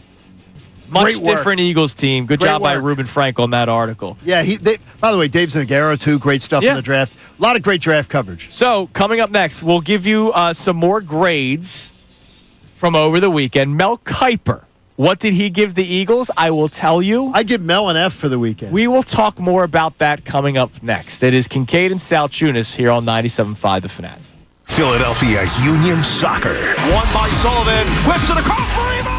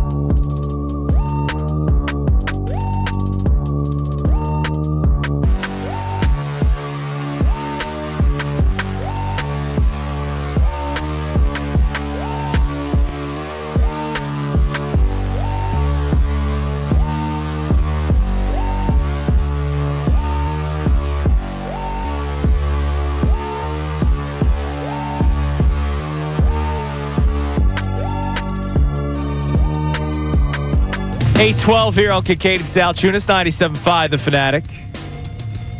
On this beautiful Monday morning. The weather, dude, has been just on fire. Yesterday recently. was surprisingly windy, but it was so nice. Yeah, but you know what? Once it died down a little bit later on in the afternoon. It did not near us. Oh, no, really? Oh, my gosh. It was I was out in Westchester golfing yesterday, and I'm just like, why can't we get 70, 80-degree days all week long, and then it rains on Saturday, Where and it's were you? windy?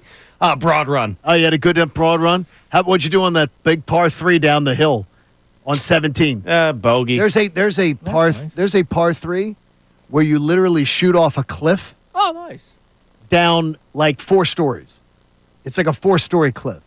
Impossible. But it was windy as hell. I guarantee it was so windy yesterday. Never stopped. Interesting. Never stopped. Yeah, no, it was breezy at my house, but like it got comfortable. I was outside all day yesterday because I had a baseball game at 9. Okay. Met Christy and Cooper at the park, came home, and then just sat out back all day until dinner time at like 6 o'clock. So you just sat out back. So Cooper's playing. You're running around. He's coloring. I was, throwing the ball with him.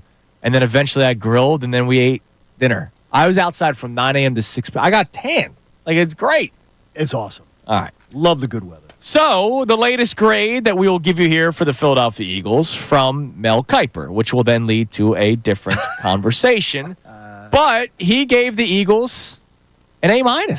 Okay. So, another high grade, even though the first article we read you was not a grade, but Matt Miller, who covers the draft and everything for ESPN, he said that this draft, his bold prediction was that this draft sets up the Eagles to continue their dominance for multiple years in the NFC.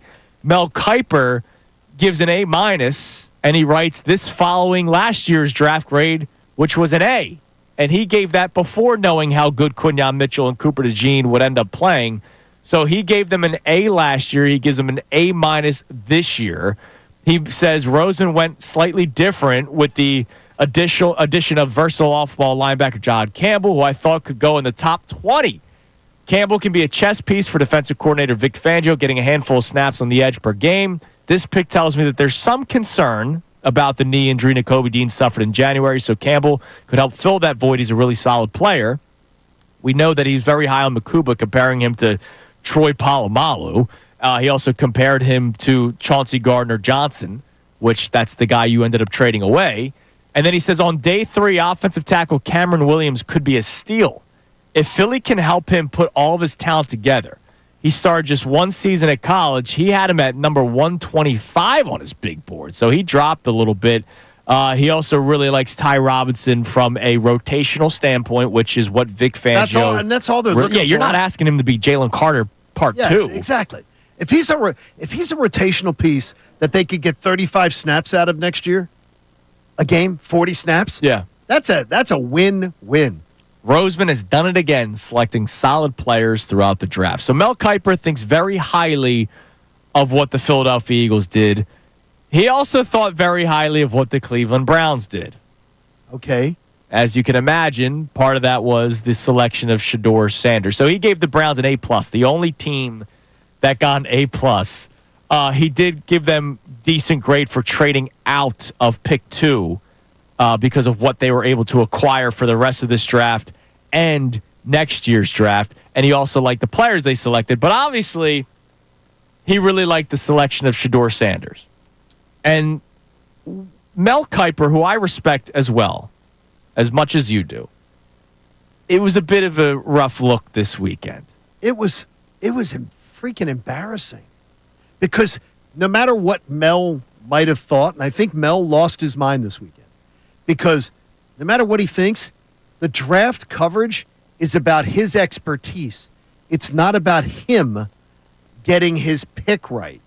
Mel went so overboard in saying that he thought Shador Sanders should have been the top quarterback in the draft. Well, didn't he have him, like that? 4 on his big board? Yeah, and he's like, that then he was trying to justify his big board all weekend, arguing about this. Mel, these entire scouting communities of all these teams said, no, your evaluation of Shador Sanders, 32 teams rejected your evaluation. It's okay. Sometimes you get it wrong. Maybe Mel Kiper Jr. in the future looks like he got it right. He could be right, yeah. But for right now, 32 teams told you over and over and over again, you had it wrong. Because what does Mel Kiper not understand? He doesn't know how Shador Sanders acted in those meetings. Right. And he was widely rejected. I mean, I don't understand why he went so it was embarrassing. He went so hard on it, it was embarrassing. And look, again, to your point, that doesn't mean that Shador Sanders might be right about him as a player. He might end up being right, but right now, you just say, okay, my evaluation completely different than the NFL teams. Now, I don't think, and one thing that people, I think, went over the top with, now they don't believe anything he says. Well, that's ridiculous. And again, I put out the tweet when Makuba gets drafted that Mel Kiper sees things that remind him of Troy Polamalu. He's not calling him Troy Polamalu. He just sees things that remind him of a Hall of Fame safety. And right away, the responses are characteristics. Well, he thought Shador Sanders would have been a top 5 pick. You should not all of a sudden just discount everything that man says or has said, because he has been right more often than not on a lot of players, and this guy studies inside and out the draft prospects. And if you tell me trust in Howie recently. Right. Not trust in Howie before 2021. So, I mean, right. There's been a lot of bad draft things there. But the way he kept defending it, it was a weird look. And taking over the broadcast, it was crazy. It was crazy. I'm surprised. I'm surprised a director didn't get in the ear and go, cut it out. Cut it out. Unless they didn't want him to. Well, it was bad. Led to a lot of conversation. It led to a lot of discord on the panel. Oh, absolutely. I know. I saw the Reese Davis clip. I saw it. Oh, yes. All right. Coming up next, I kind of went away from the show sheet here. I mixed up the segments.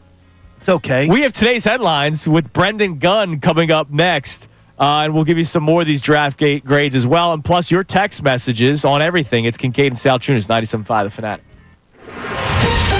Fanatic Sports Update. The NFL Draft wraps up over the weekend. I'm Brendan Gunn with your Fanatic Sports Update. Yes, the NFL Draft wrapped up this weekend where the Eagles made a total of 10 selections, most notably linebacker Jahad Campbell in the first round, safety Andrew Makuba in the second round, and then later in the draft, former St. Joe's prep quarterback Kyle McCord. Among those 10 selections, though, was not a tight end, so it leaves many wondering the future of Dallas Goedert after the rumors of his nearing departure leading up to the draft. Howie Roseman was asked about just that over the weekend.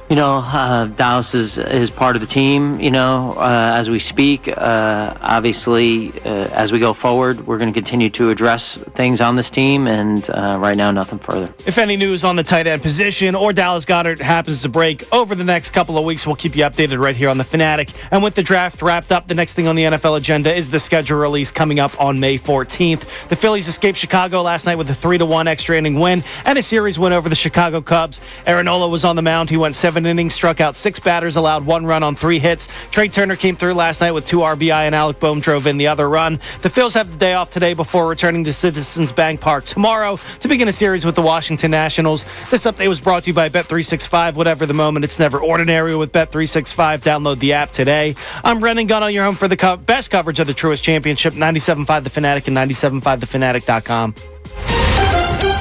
Vacation? Business trip? Don't worry. You can still hear all your...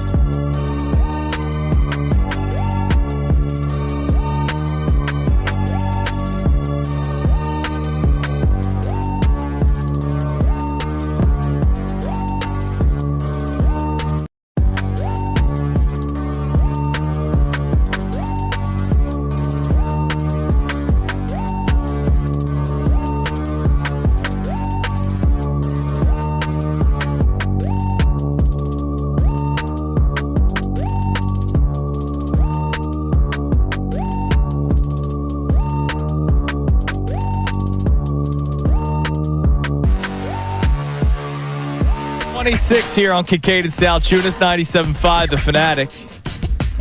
So for the first time in 289 shows, I completely went away from the show sheet, Johnny. You took a complete left turn, but that's fine. I just don't know what happened. I was just so locked into Mel Kiper and his A- of the Philadelphia Eagles, which is a great grade, and his love for Shador Sanders and the A+ he gave the Cleveland Browns that I forgot that we were supposed to do headlines last segment. So without further ado, here's today's headlines with Brendan Gunn. Today's headlines with the one and only Brendan Gunn. What do we got and who's it brought to us by? Yes, it is brought to us by Lundy Law, your expert for over 70 years. Lundy Law has been fighting for injured people. If you need them, remember the name Lundy Law. Your injury lawyers, visit LundyLaw.com. That's LundyLaw.com. And yes, we all love new uniforms around the city sometimes, right? We got the Kelly Green uniforms. Well, over the weekend, we had the draft. We had the announcement for the announcement of the schedule release. And the NFL and Nike announced they're going to be adding new uniforms to each and every team. The rivalry program. The NFL is launching its biggest uniform update since the Color Rush uniforms with the new rivalry program, debuting in 2025, inspired by each city's team's local community. The Nike-led concept will roll out over the next 4 years. Eagles won't get theirs until 2027, but it says in it, think City Connect uniforms in Major League Baseball and think City Edition in I don't the NBA. like the Phillies City Connect jersey. It's terrible. Why am I going to want an Eagles City Connect jersey? Why do we need that? We don't need it, but the league will make more money. Now, I hated the Color Rush. Like, it was too much for me. I hated Color Rush. And it just, sometimes you don't want your professional National Football League, Major League Baseball, the National Basketball Association, the National Hockey League to look like minor leagues, to look like UFL, to look like whatever the other football leagues are. They're not the Savannah Bananas. Yeah, like, look, and that's awesome. And when the Lehigh Valley Iron Pigs want to have, like, bacon jerseys because they want 10 more people to show up, go for it. Like, that's awesome. You're trying to do whatever you can as a minor league program to make money. I understand that. Call me a traditionalist. I don't care. A traditionalist? You're just a normal fan. I mean, like, but there's people that love the City Connect jerseys. The City Connect's atrocious. Dude, people love the Phillies the Friday night jersey. People love it.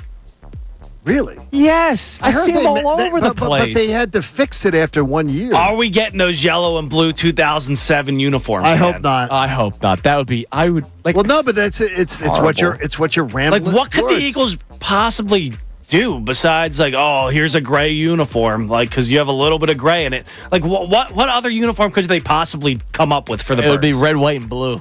Because this was the birth of America. Yeah, it's just as bad as, like, when you see the other teams, like, photoshopped. What would the Eagles uniforms look like as the Flyers? They missed the opportunity because we'll have we will have the semi-quincentennial next year here in Philadelphia. Hell yeah, man. They had the opportunity to do something celebrating 250 years of America, the birthplace of America, and the Eagles don't get theirs till the year after. Like, it seems gimmicky to me, right? Oh, like, it's a gimmicky. money grab, but the NFL doesn't need to be gimmicky. No, they don't. And But they are. I don't need my professional sports teams to look like they're playing in a AAA ballpark. All right, what else we got? Yeah, so on Sunday mornings, a lot of people like to get up, watch the news, enjoy their coffee. Well, if you were tuning into CBS yesterday, you saw this god-awful, awkward interview between Bill Belichick and his 24-year-old girlfriend. And she made an appearance on it, and I'm going to play a little bit of it because it was just extremely awkward for all the people out there that didn't hear it.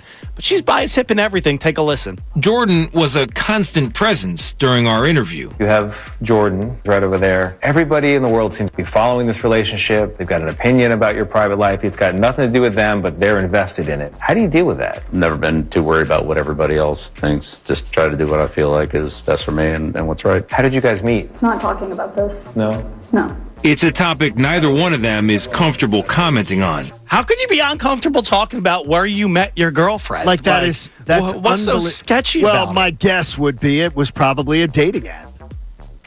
Is that maybe they find that embarrassing that he was on Tinder or something and met her? That's what I'm guessing.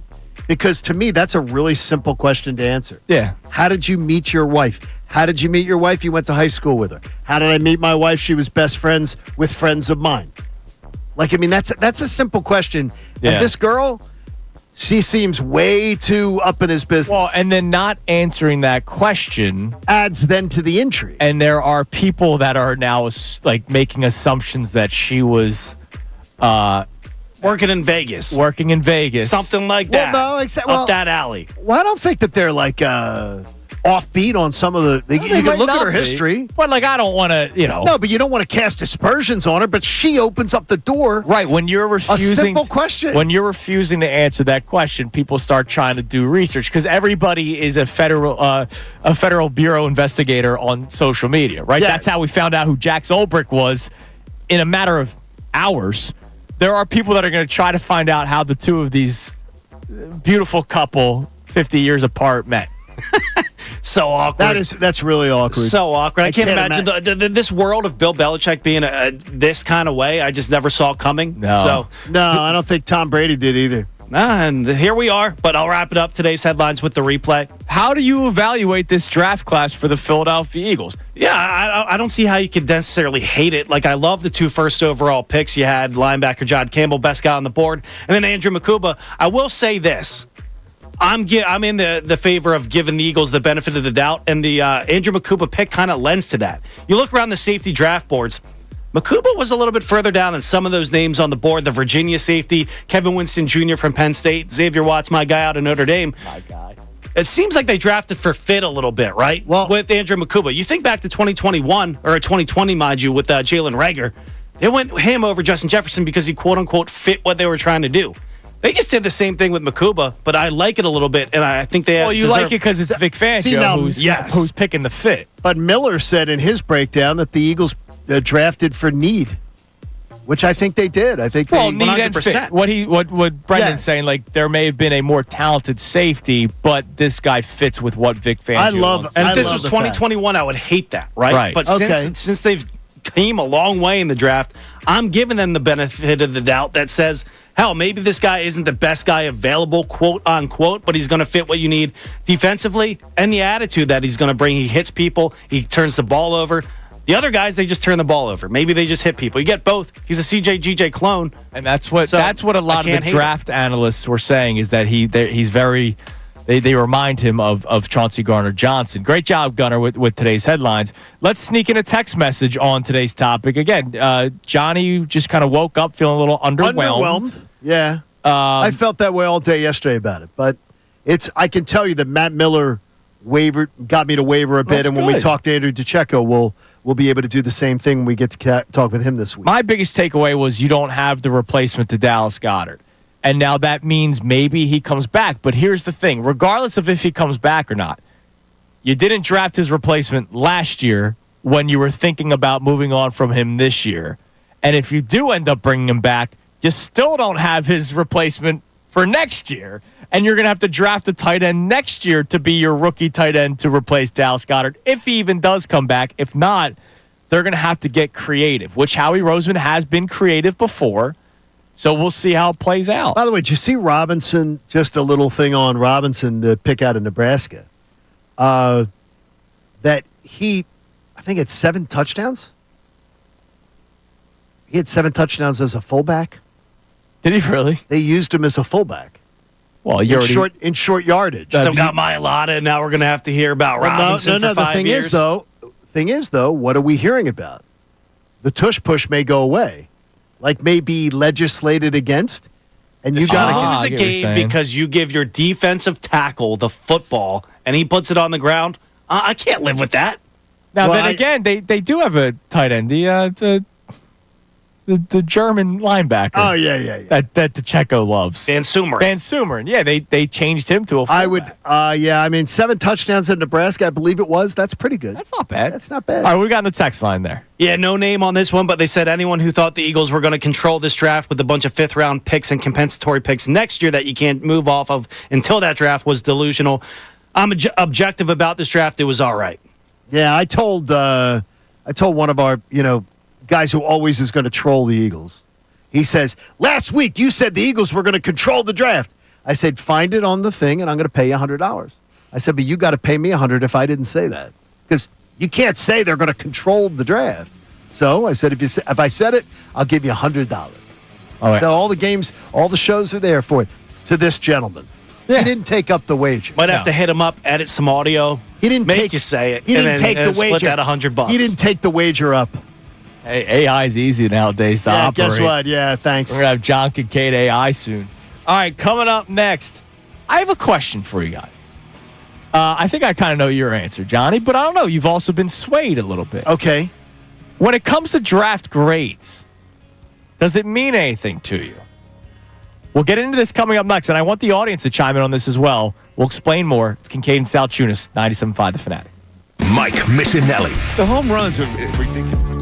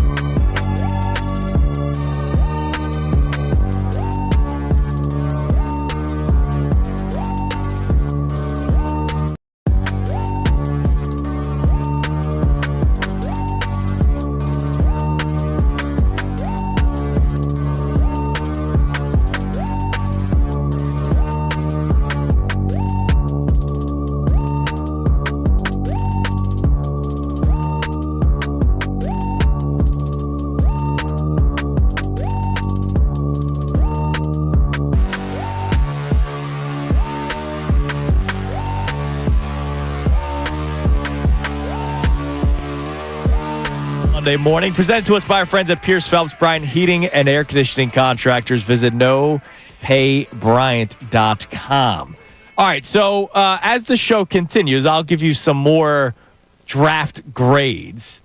Mel Kiper gave the Eagles an A-. Now, Matt, an A-. An A-. Now, Matt Miller did not give a grade, like a letter grade, but that's because he's a legitimate draft. So was Mel Kiper. I understand, but the grade thing is stupid. They haven't taken the test yet. I'm putting but they're grading based off of their analysis. No, they're grading off of they're telling you, by my analysis, this team gets an A. The Matt Miller one is interesting to me because his write-up, it sounded like he liked the picks because they were on the Eagles. Like, if you just take away the Eagles' name from it and you look at the names on paper, didn't sound like he was necessarily in love with all of them, but he said Milton going to the Birds, working with Jeff Stoutland makes that pick better. Thing, yeah. Giving out a grade after the draft. All you're doing is you're giving a grade based on, I thought these players were great going into the draft, and since these teams took them, I'm giving them an A. Yes, pretty much. When in reality, nobody has taken the test yet. The test is, how will they be in the NFL? You can't grade a draft. Yeah, but by the time December all you can do is pat yourself on the back. Mel Kiper's going to December. The Super Bowl odds are out there. He's already on the next one. Let's go to the 2025 draft again and give a grade then. Like, it's not necessarily how it so works. what I'm saying is you could say what you think of the players. I like what Miller did. His piece was great. Oh, it was great. I want people to chime in on this as well at 610-632-0975. Do you care about the post-draft grades? Now, you say it's not a finished product and you're basing it only really off of your pre-draft evaluations. They're grading how many players that I loved did teams take. Now, so in other words, they're just doing this.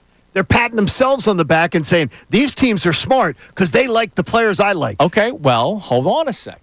Okay. Does that still not mean something to you that the people that evaluate the draft inside and out think highly of the players that were drafted? I would say you do a piece like Miller where you say why you like the player for that team. But grading the draft, all you're doing is patting yourself on the back saying, these are the players I liked and these teams took them. The teams that didn't listen to me, they got bad grades. By the way, go back and look. Last couple of years, it's easy to do. Go back and look at the grades that were given out about drafts after the drafts. Hey, the Eagles got an A last year. And you go, well, it was an A. That was an A. And it hit. And it was beautiful. But, again, you can find outliers and you can find the norm. The norm is not them getting it right. Oh, absolutely. I get it. Because they're grading drafts before anyone's ever played a snap. Every quarterback selected in the top 5 is going to be the next big one. Oh, my gosh. And more often than not, they're not. But, like, I get it. But I just wonder if somebody says something about a 6th-round pick that you know very little of, and they give you the good and the bad, and it's more good than bad, does that not make you feel certain DeCecco has shown me that I can trust him to go, hey, this guy's not coming in and being an immediate starter, but here's what he brings to the table. Well, what if he gave guys like him? He won't give a grade. I know he won't. I guarantee what if he gave you a because grade? He's not a loser. He's not giving grades out. He's going to tell you analysis and say, this is why this guy works. Every draft person that gave out a grade is now a loser. No, what they are is they're being told to do it. That's what they're being told. So they got to do it. They're being told, we need you to grade so the draft. The editors are the losers. No, that's what it is. Oh, okay. It's bad. It's bad. It's weak content. If you think about it, it's weak content. Content's content, baby. There you go. All right, what do we got in the text line this morning, Gunner? And if people want to chime in on the post-draft grades or the post-draft analysis and how much you like of it, how much you actually read of it, or do you just wait until it plays out in actual games, which is more so what I do, right? Right. You mean actually you want to see guys perform? Yeah, because there's college players and there's NFL players, right? Sure. Like we see guys not be able to make the jump. So I read this stuff to see what they say about a player I never really heard of, but I'm not going to say, oh, okay, so this guy's a great player. Oh, that's awesome. I got to wait and see first. Right, I like the idea of hearing guys like Miller that write the pieces and say, here is why I like this player. Here is why he was a value. Here is why he's a great fit for Vic Fangio. That's the kind of stuff. I will consume that all day long. All right. What do we have on the text? Yeah, we got somebody checking in on that latest question before we get to a Dallas Goedert one that's pretty interesting. Blaming you, blaming John, blaming, the big evil conglomerate. I'll get to that in a minute. But somebody checking in, Sean, says post-draft grades don't mean diddly squat to me. You have to see what these prospects do and how they play in their team's systems. That's how I value it. Yeah. I'll read up on some guys, right? Because I don't know everything about the 6th round selections that the Eagles make or that any team makes. But I'm going to see how they play out first before I start saying if it was a good pick or not. And we also can't judge off of 1 year. We saw that Nolan Smith. He was a bust, right? People were out on Nolan Smith. Jalen Carter was a bust from like 6 people, but there were people that were saying it. They were dopes. All right, what else we got? What's the big evil conglomerate? We got Jimmy checking in. The funny thing is that the media manufactured the story about trading Goedert and him going elsewhere. Now that it hasn't happened, they're trying to save face. While in the process, they probably potentially harm the relationship between the Eagles and their tight end. So that's a bunch of nonsense. The media did it. The Eagles let it be known that Dallas Goedert was. Yeah, where do you think the media is getting this information? Seriously. Like what's going on? So the media was not supposed to tell what they knew? Everybody in the NFL and NFL circles knew if you wanted Dallas Goedert, call. And this wasn't like, I know Jeff McClain was the first one that was reporting it, but Adam Schefter's reporting it. So is Adam Schefter like some evil Philadelphia guy? He's national. Go back and read Howie Roseman talking about Dallas Goedert. It's all past tense. Right, yeah, exactly. It was all past tense. We love Dallas. Nick Sirianni talked about we'd love to have everybody back. Right. But we can't. We know that's not the nature of the business. When directly asked about Dallas Goedert. Right. I mean, come on. Yeah, this is I love how it's always the media's fault. Brandon Graham goes on a radio show and talks about how A.J. Brown and Jalen Hurts aren't friends anymore. Having beef. And it's the media's fault to the point where we have to have a freaking plane above the Lincoln Financial Field with the banner saying, "Oh, fake news, get rid of it." Yeah, exactly. Oh, man. Even though everybody admitted to doing it. Now, look, maybe the fake news in all of this was Howie Roseman's evaluation on what people might want for Dallas Goedert or are willing to give up for Dallas Goedert. Maybe he just misread the situation. And I would be totally thrilled with Dallas Goedert coming back, as you know. So if he misread it and Dallas Goedert comes back, they do a contract restructuring, and they add on a year, which really is a fake year. Bring him home for another year. Why not? At this point, why wouldn't you? Other than I know the cap hit you're worried about. The cap hit's not good. Well, if you could rework the deal. He's a guy, too, that, again, I wanted someone dependable and younger. He's not dependable anymore because he's always hurt. When he plays, he's had really good runs when he plays. Hell but yeah, when he man. doesn't, but when he's not available, that doesn't do me any good. Well, you don't really have anybody else available right now either. Wow. Well, there are players you can end up potentially trading for. I just don't know if that's going to come about or not. Yeah, I saw already the articles of all the walking back of Mark Andrews. Because he was available. He was available. Nobody wanted him. So now the Ravens are walking back a lot of those reports. I wonder if the same goes with Dallas Goedert at some point. And you know what I wanted in the 5th round? A kicker. I wanted them to go with. There were some good. 5th round? Yeah, there was some. Round? Guess what? I think 2 or 3 went in the 5th round. I think Alex 2 or 3 Henry went. doesn't give you nightmares? I'm telling you. No. There's a lot of good kickers out there. I was looking for a kicker, but didn't get that. You got Jake. We do, man. All right, coming up next, we'll reset today's topics. We'll check some more text messages and also another post-draft grade, Johnny. Uh-oh. What did our buddy Pete Prisco have to say? Find out next. Kincade Salciunas, 97.5, The Fanatic. Fanatic Sports Update. 10 new members of the Philadelphia Eagles. I'm Brendan Gunn with your Fanatic Sports Update. The NFL Draft wrapped up over the weekend where the Eagles made a total of 10 new selections, most notably linebacker Jahad Campbell in the 1st round, safety Andrew Makuba in the 2nd round, and then later in the draft, former St. Joe's prep quarterback Kyle McCord. Among those 10 selections, though, was not a tight end, so it leaves many wondering what the future of Dallas Goedert has in store after the rumors of his nearing departure leading up to the draft. Howie Roseman was asked about just that over the weekend. Dallas is part of the team, as we speak. Obviously, as we go forward, we're going to continue to address things on this team, and right now, nothing further. We'll keep you updated all offseason long with Dallas Goedert rumors, with for potential new tight end rumors as well, all offseason long right here on The Fanatic. And with the draft wrapping up, the next thing on the NFL agenda is the schedule release on May 14th. The Phillies escaped Chicago last night with a 3-1 extra inning win and a series win over the Chicago Cubs. Aaron Nola went 7 innings, struck out 6 batters, allowed 1 run on 3 hits. Trey Turner came through with 2 RBI last night, and Alec Boehm drove in the other run. The Phils have a day off today before returning back home to Citizens Bank Park tomorrow to begin a a series with the Washington Nationals. This update was brought to you by PGA Tour's Truist Championship. The Truist Championship is coming to the Philadelphia Cricket Club's Wissahickon course May 7th through the 11th. Tickets are on sale now at truistchampionship.com. That's truistchampionship.com.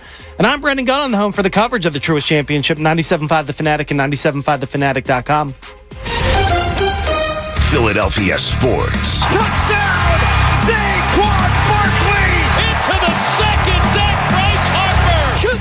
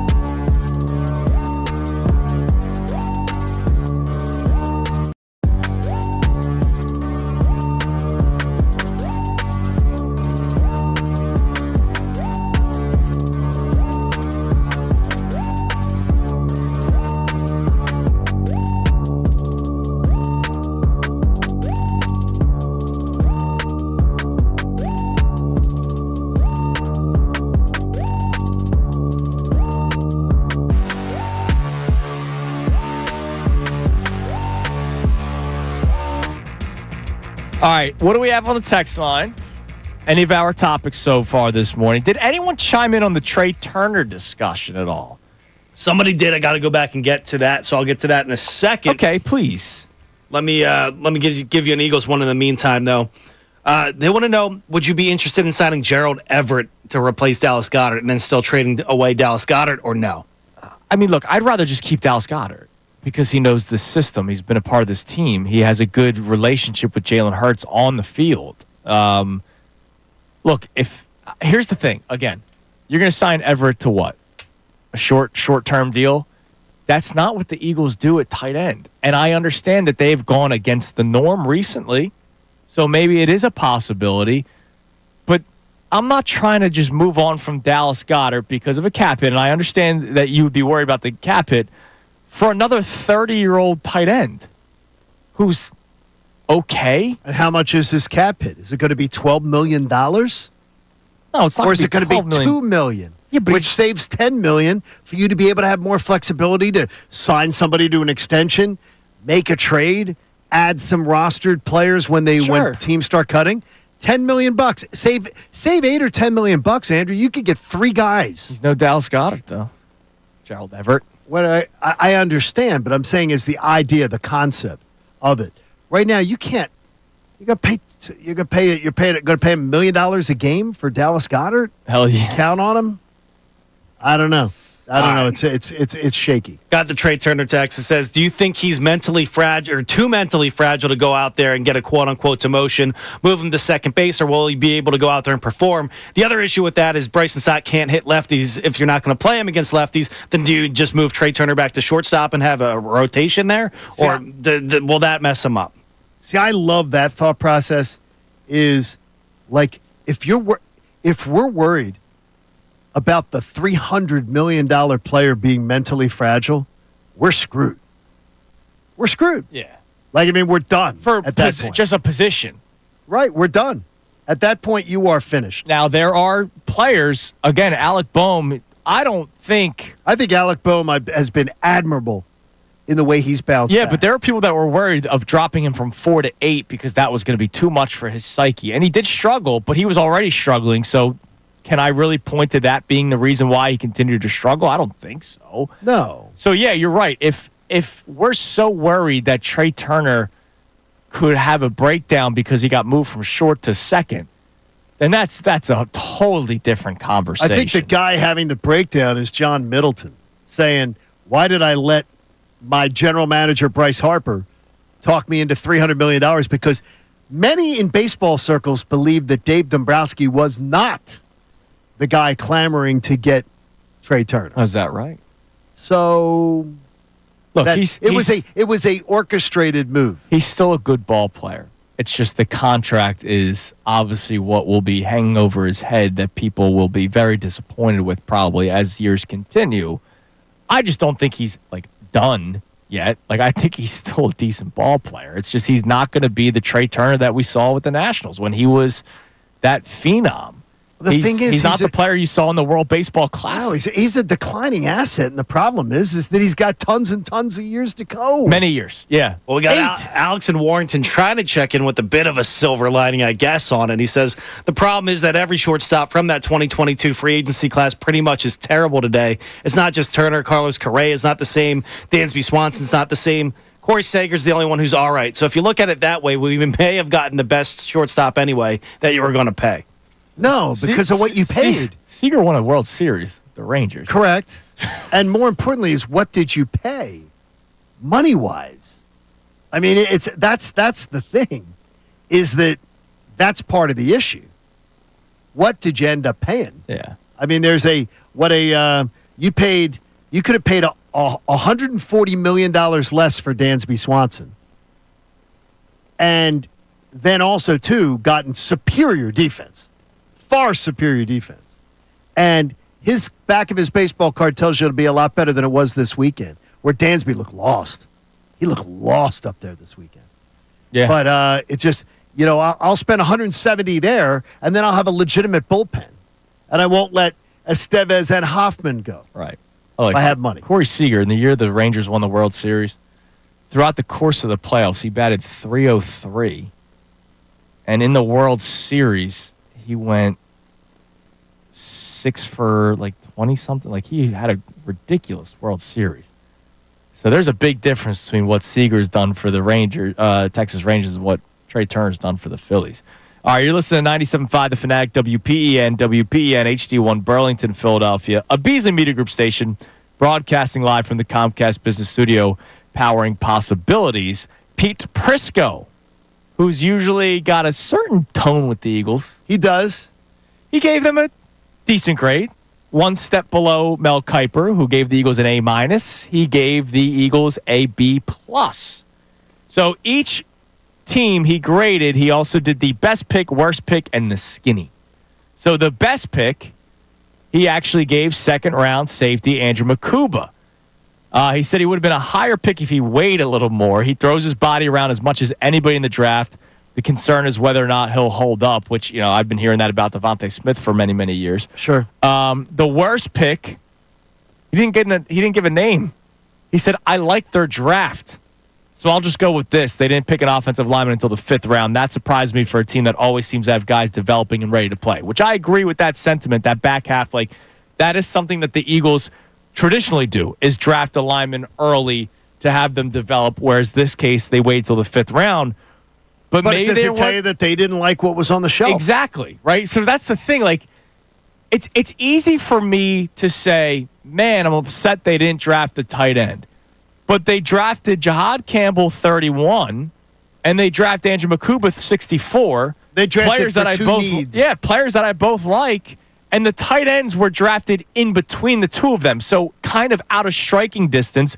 The only thing you could have done was trade out of the first round to draft one of the tight ends. Could have done that. But then you don't get Campbell. So no. What is it? Like, it's so easy to just say, they didn't get this position. Well, what if the players available at the time they didn't value? You also don't know if you traded out of the first round that you wouldn't have gotten Campbell.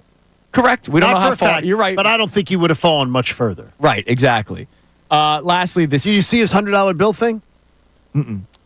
The Eagles did the $100 bill trick. Oh, in the playbook? Where when they sent out the playbook to the guys that they might draft in the first round, they taped a $100 bill inside the back cover. Yeah. And they got a $100 bill back from Jahad Campbell. He mailed it back to them. Oh, that's cool. And said, pay me this when I win you a Super Bowl. Wow. I love that, dude. None of the other players who got it either didn't find the $100 bill or just kept it and didn't say it. So, interesting. Now, Shador Sanders probably never even opened the book. Maybe. To see from the discussions of his visits. Maybe. And wore by the way, the wearing headsets during one ear. Yeah, I heard that. Again, we don't know. Not taking off the cans during an interview. Well, he took them off. They were around his neck. And he was apparently, according to reports, playing music still during the interviews. And that was just one of the teams. And it appears with the Giants, he wasn't able to go on the board and do what other quarterbacks were asked to do on the board. Yeah. To go up there and do that. And to put a wrap on the Shador thing with the prank calls, a lot of people checked in saying, remember last year Cooper DeJean got about 20 prank calls. I understand that. The thing is, this person, let's say, documented themselves doing it, or he didn't make the call. Jack Solberg didn't make the call. His buddy did. But they were both on camera. And Jack Solberg's the one who got the number. Jack Solberg got the number. So, yeah, prank phone calls do happen every single year. There was one, was it Baker Mayfield got pranked? I mean, Baker got pranked. Yeah, it happens all the time. But this is the son of the defensive coordinator of the Atlanta Falcons. This isn't like, not to try to, lower anybody's position in a team. This wasn't like the assistant linebacker coach. Right? This is the defensive coordinator of the Atlanta Falcons. You look at hierarchy of a position of a team. Head coach, and then it's OCDC. And the defensive coordinator's son? And they did it apparently multiple times? That's what it appears. Yeah, you'd be surprised how many people are texting in, defending it. How? Based on just Shador being Shador and, and Deion being Deion. Then you have to, okay, fine. You want to forget the Shador things? Then Tyler Warren also got the phone call. And who was the other player that you mentioned? Kyle McCord. Kyle McCord. So let's look at it the hometown kid. Kyle McCord got prank phone calls from maybe the same people. Does that make you upset now?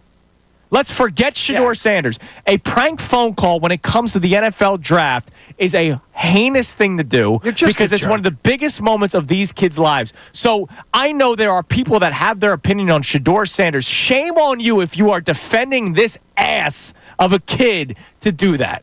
Shame on you. Not for nothing, that kid played college football, so I'm sure at some point he had a little bit, not at Ole Miss, he transferred in there. Yeah. But I'm sure at some point he had probably not the best wait a minute. hopes, He was playing at like Mickey Mouse College. Yeah, he didn't. Yeah, but at some point, But he's you playing know like a how Mickey D3 Mouse kids college. He are. wasn't Like, playing. They still keep the dream alive until the last I think he second. was jealous.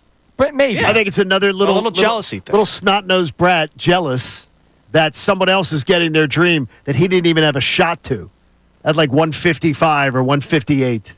It's ridiculous. All I'm saying is if you're defending the kid just because you don't like Shador Sanders, I think there's something wrong with you too. I do too. Like, I do too. So then answer this question. The same people that have texted and hopefully they're still listening. How do you feel about the prank phone call to Kyle McCord, who people love because he's from St. Joe's Prep? How do you feel? Didn't even hear that 1,000 times. How do you feel about the prank phone call to Tyler Warren, who went to Penn State? So 2 local guys. How do you feel about that? Because it's the same thing. It's just different players. And I don't think those people that texted in have the same issues with McCord and Warren as they do with Shador Sanders, a kid who they've never met. And enough too, is people not getting punched in the face for doing stupid stuff. Hell yeah, man. That's terrible. Rotten stuff. Anyways. All right. Ugly. Coming up next, another draft grade. This one will be from Fox, Johnny. And then we'll check more text messages. Vivica A. Fox? Yeah, yes, sure. I hope those people that sent those texts in that are listening now followed up. Kyle McCord and Tyler Warren. How do you feel about them getting the prank phone calls from maybe the exact same people? It's Kincade and Salciunas on this Football Monday, 97.5 The Fanatic. Mike Missanelli, Bill Colarulo, and Ray Dunn. They have a lot to say about Philadelphia.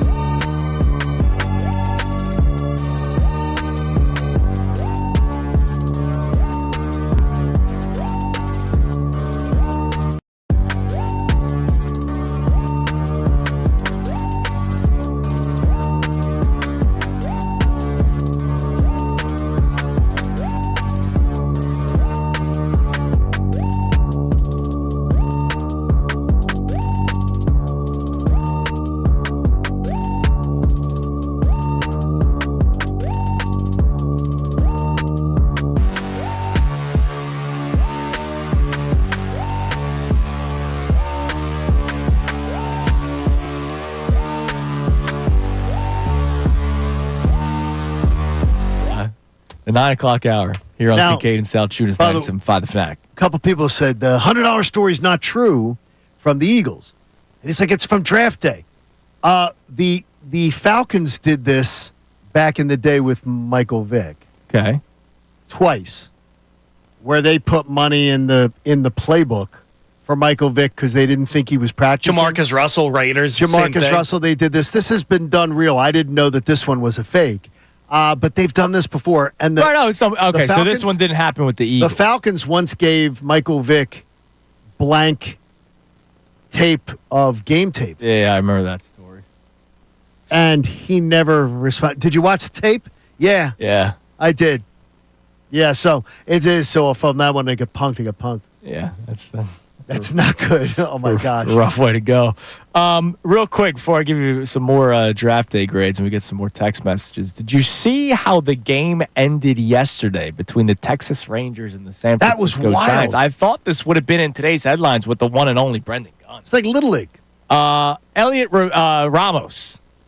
Elliot, even though it's spelled Heliot. He hits a dribbler in the infield to the between the pitcher and third baseman. The pitcher tries making a desperate play. Should have held the ball. And throws it away to the outfield. Ramos runs to second base, and he's slowing down. He's not even looking back. He's slowing down. Then he realizes no one's at the ball yet, and he goes, oh, wait, I can get to third. So the first baseman of the Rangers tries gunning him out at third, which there was a play at third because he lollygagged his way to second, and then the throw gets away. It was the bottom of the ninth, tied 2-2. He scored. So he scores on an infield single. You got to eat that ball every time and just let the runner be on first base. Yeah, it's trying to do too much. I was going to toss that in there. Now, is that good baseball? No. Yes, and that's why the Little League World Series stinks, because you see that every single inning. Dude. No, you don't. I can't believe You see that in the Little League World I forgot Series. about that. Another summer of you two do see horrible that. human beings that are anti the purity of baseball. The purity. The purity. They don't make money. The single and It three is errors. just about baseball. Here's the dad. Dude, when you watch Chinese Taipei take on Mexico, you will watch a cleaner brand of baseball than the local high schools. Yeah, the dad's walking out there in his Jordans, looking the best on TV. The dad's and got to he's come out yelling and at do little the Johnny for taking a pitch. I'm mic'd up. No, so you guys are talking now about I gotta go out you're and- talking about the USA teams. I'm talking about the international. No, the squads, international man. teams do it too. Curacao, But they're not, I can get down but they're with not Curacao. mic'd up. That's pure. You know, it's the idea is like dad's got to go out. Dude, you And guys, say, you guys hate, I can't believe you guys hate the Little League World kid, Series. It'll be all right, Johnny. At Wayne's, Of course he'll say it'll be all right, Johnny. He should. He's a 12-year-old kid, No, Brendan. he's just trying what to do you get want on- me to say? No, he's Your life's over Tom, because no, you he's give getting- a He's home getting run? screen time. You know, at Wayne's Plumbing World, I've had to face situations They never like say this. that. No, I'm saying it's like, you know, You think great. he's trying to throw out his company? It's like these. No, I'm saying is what insight is this dude giving? It's ridiculous. He's Here's trying to calm the the kids trip to the down. mound. Yeah, let me settle you down. What's going to make you more nervous is Dad coming out for his little photo shoot. Oh my God! Unbelievable. I can't believe you guys It's are anti unbelievable. Little League World Series. It Oh my disgusts gosh. me. Go grab Terrible. You go- disgust go me. grab cardboard and slide down right onto 76. You know, go do that. It's unbelievable. You guys are horrible. It's ridiculous. Horrible. All right. I'm going to go from Little League Baseball to draft day grades because Johnny loves those too. Oh, you're really. The team of Fox. Let's see where we're at here because we got A- from Mel. It was Vivica A. Fox, by the way. This is impressive. We got B+ from Pete Prisco, of course. Okay. And the Philadelphia B+ Eagles. a good grade. Yeah. I'm not saying it was a bad grade. Fox, A-. Wow. So And who lot is of Fox? it was like the team of Fox. The guy that ended up putting the whole thing together was Rob Rang. Rob Rang. Their NFL draft analyst. Don't know Mr. Rang's. There was multiple people that were a part of this. I have a Rang doorbell. And they were at A-. And so there's more and more people that are giving out high grades for this Eagles draft.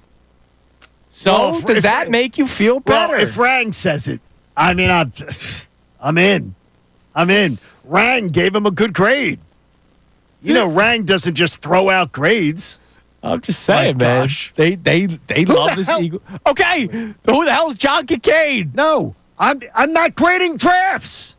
Lyricist, what are you but not you getting said here? you felt underwhelmed. What I'm trying to do is help you out. That the No. people that study the draft inside and out have been giving the Eagles good grades. You said Miller earlier from ESPN. Absolutely worth reading, listening to, whatever. When I hear from DeCecco, I'm sure I'll hear some of those same comforting tones. Where is DeCecco? I got it all day. I got to hear from Andrew DeCecco. Well, I'm not taking your draft analysis. I'm not giving you draft analysis. Well, that's what I'm saying. I'm just happy with the first 2 picks, and I'm happy that Dallas Goedert might be back. There we go. That's all I got for you. What do we got on the text line? Yeah, somebody check back in. Mark and Delco saying, can we stop acting like these kids committed a felony? I don't care who they prank called, if it was just Shador, if it was multiple other people. It's just a prank. It's not a felony. Nobody's saying Maybe it's a damn felony. It's just a horrible thing to do. It's the terrible. biggest. Imagine, Frank, that you're about to get a call about a job that you wanted in whatever field that you work in, and you get a prank phone call from the boss's kid. Right? And that's the problem with it, with the people say, get over this, it's a prank. No, it isn't. It's the defensive coordinator of the Atlanta Falcons who has access to this specific numbers, and he's so reckless with it, his kid's able to use it for some TikTok prank. And oh, by the way, stop. There's more context to all this that people aren't understanding. You think you've been told by draft people or by the people that you interviewed for your job that you were the number one guy for the job. Mm-hmm. And now you're waiting days and days and days. You're waiting for this job, whatever Frank works in, right? You're waiting for this call. And it's been delayed, and you're now talking to your wife like, man, I thought I really hit it off. And then you finally get the call, and it turns out it was a prank. Now let's think about your daily job, and let's go to the NFL draft. And oh, by the way, say what you want about Shador Sanders. He's 20 years old or 21 years old. I can't believe there are people defending it just because they don't like Shador Sanders. I don't know anything about Shador Sanders enough to defend a kid or to try to say that Ulbrich should be thrown in jail, because I'm not saying it's a damn felony. It's just a horrible thing to do. And there's a lot of people that are okay with it just because of the victim in this situation. All right, we'll check more text messages coming up. I'm disappointed in people. I'm going to be honest. From a human element. Now that the draft is over, Johnny, what is next? CBS has an article of 10 moves that should happen now that the draft's over. 10 that should happen. Maybe there's a tight end in there somewhere. Here's the funny thing. It shows you that national people don't follow local teams close enough, because the one about the Eagles is not going to happen. But an old Eagle could go to the enemy, Johnny. It's Kincade Salciunas, 97.5 The Fanatic. Fanatic Sports Update. 10 new draft picks, no tight ends. I'm Brendan Gunn with your Fanatic Sports Update. The NFL Draft wrapped up over the weekend where the Eagles made a total of 10 selections, most notably linebacker Jahad Campbell in the first round, safety Andrew Makuba in the second round, and former St. Joe's Prep quarterback Kyle McCord later in the draft. Among those 10 selections, though, it did not include a tight end, so it leaves many wondering what's the future of Dallas Goedert after the rumors of his nearing departure leading up until the draft. Howie Roseman spoke about just that over the weekend. Dallas is part of the team, as we speak. Obviously, as we go forward, we're going to continue to address things on this team, and right now, nothing further. If any news comes out surrounding Dallas Goedert, surrounding the tight end position, we'll be the place to listen to it right here on The Fanatic all off season long. And with the draft wrapped up, the next thing on the NFL agenda is the schedule release on May 14th. The Phillies escaped Chicago last night with a 3-1 extra inning win over the Chicago Cubs. They won the series as well with that win. Aaron Nola was on the mound last night. He won 7 innings, struck out 6 batters, allowed 1 run on 3 hits. Trey Turner came through last night with 2 RBI, and Alec Boehm contributed the other one. The Phils had the day off today, and then they're returning to Citizens Bank Park tomorrow to begin a series with the Washington Nationals. This update was brought to you by Parks Casino, Pennsylvania's #1 casino experience. This is how you win. I'm Brendan Gunn on the home for your coverage of the Truist Championship, 97.5 The Fanatic and 97.5thefanatic.com. 97.5 The Fanatic and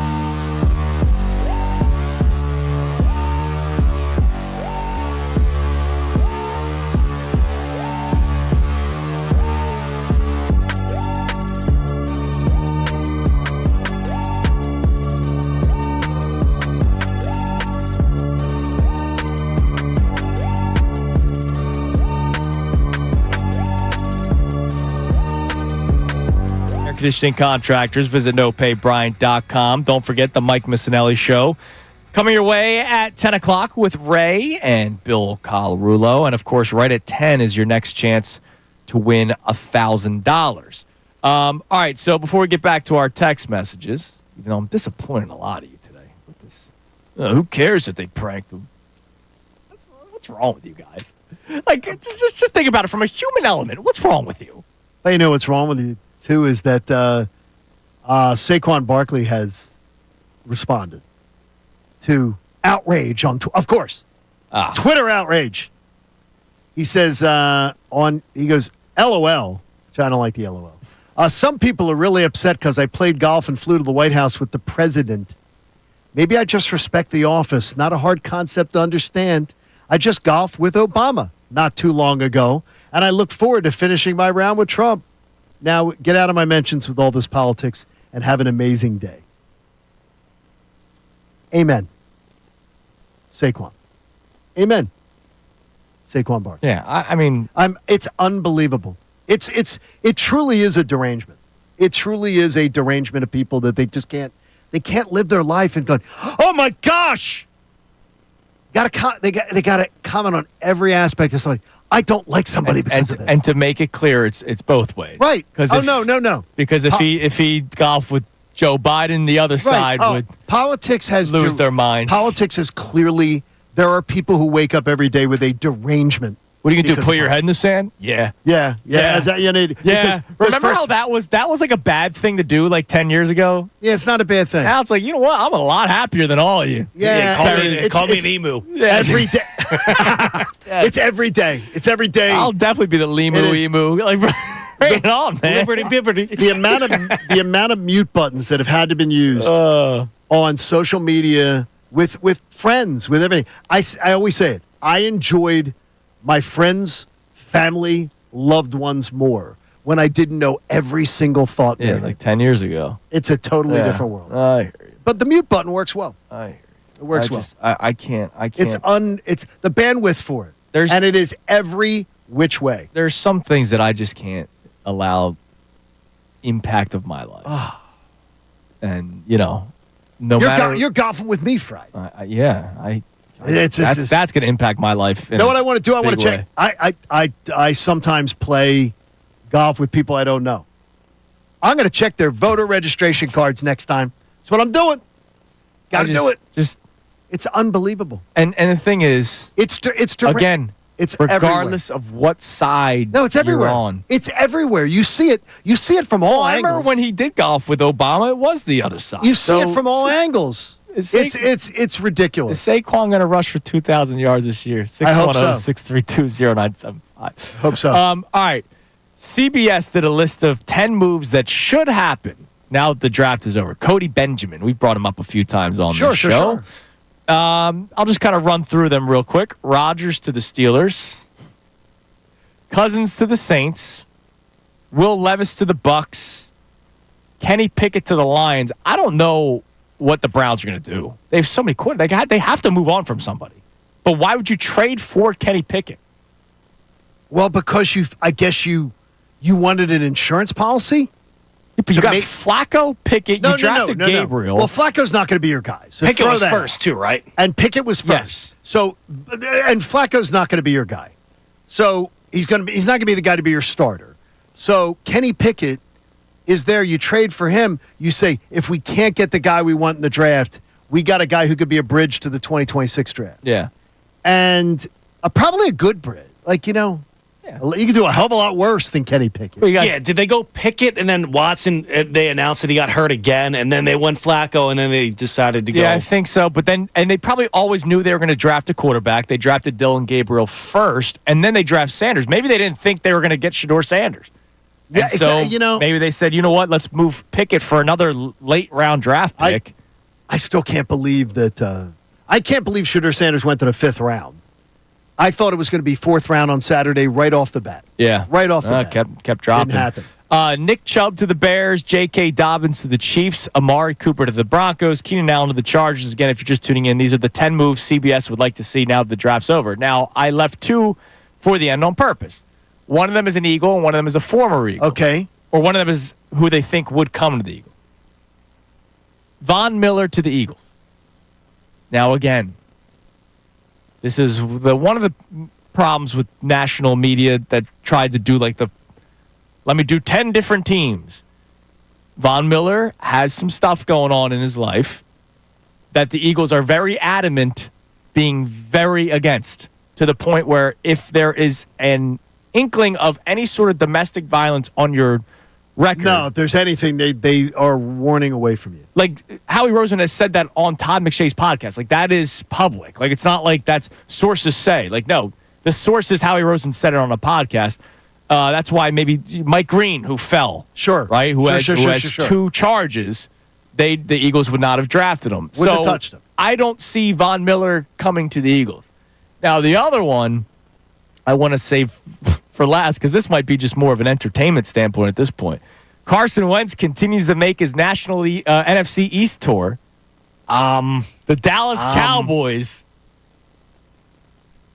because Dak doesn't have a backup right now. I'm going to tell you right now, I don't. Well, they have Joe Milton, but Carson Wentz is better than Joe Milton. So no, he's not. Yes, he is. In 2025, Carson Wentz has a better. Joe Milton will never do in the NFL what Carson Wentz has already done.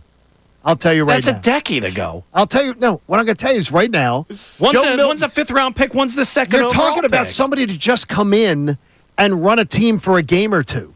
You're not talking about somebody who's going to be your long-term answer. Did when he got a game, he looked awful. They did not even have a starting offensive lineman in front of him. Come on, you can't use the Chiefs. You can't use that. They rested their starters. You're telling me Dallas Goedert can win a meaningful game in 2025? Dallas Goedert? Or I'm sorry, Carson Wentz. I think Dallas Goedert can. No. Carson Wentz in the right situation. If you're going to hold him responsible when they rested the starters and rested offensive linemen, the guy's a shell of himself. He's mentally broken to this day. Asked at the Super Bowl, what game would you go back to? He still wants to go back to a decade ago. That's fine. He cannot play. I'm going to tell you, if you say that, you know who doesn't say that?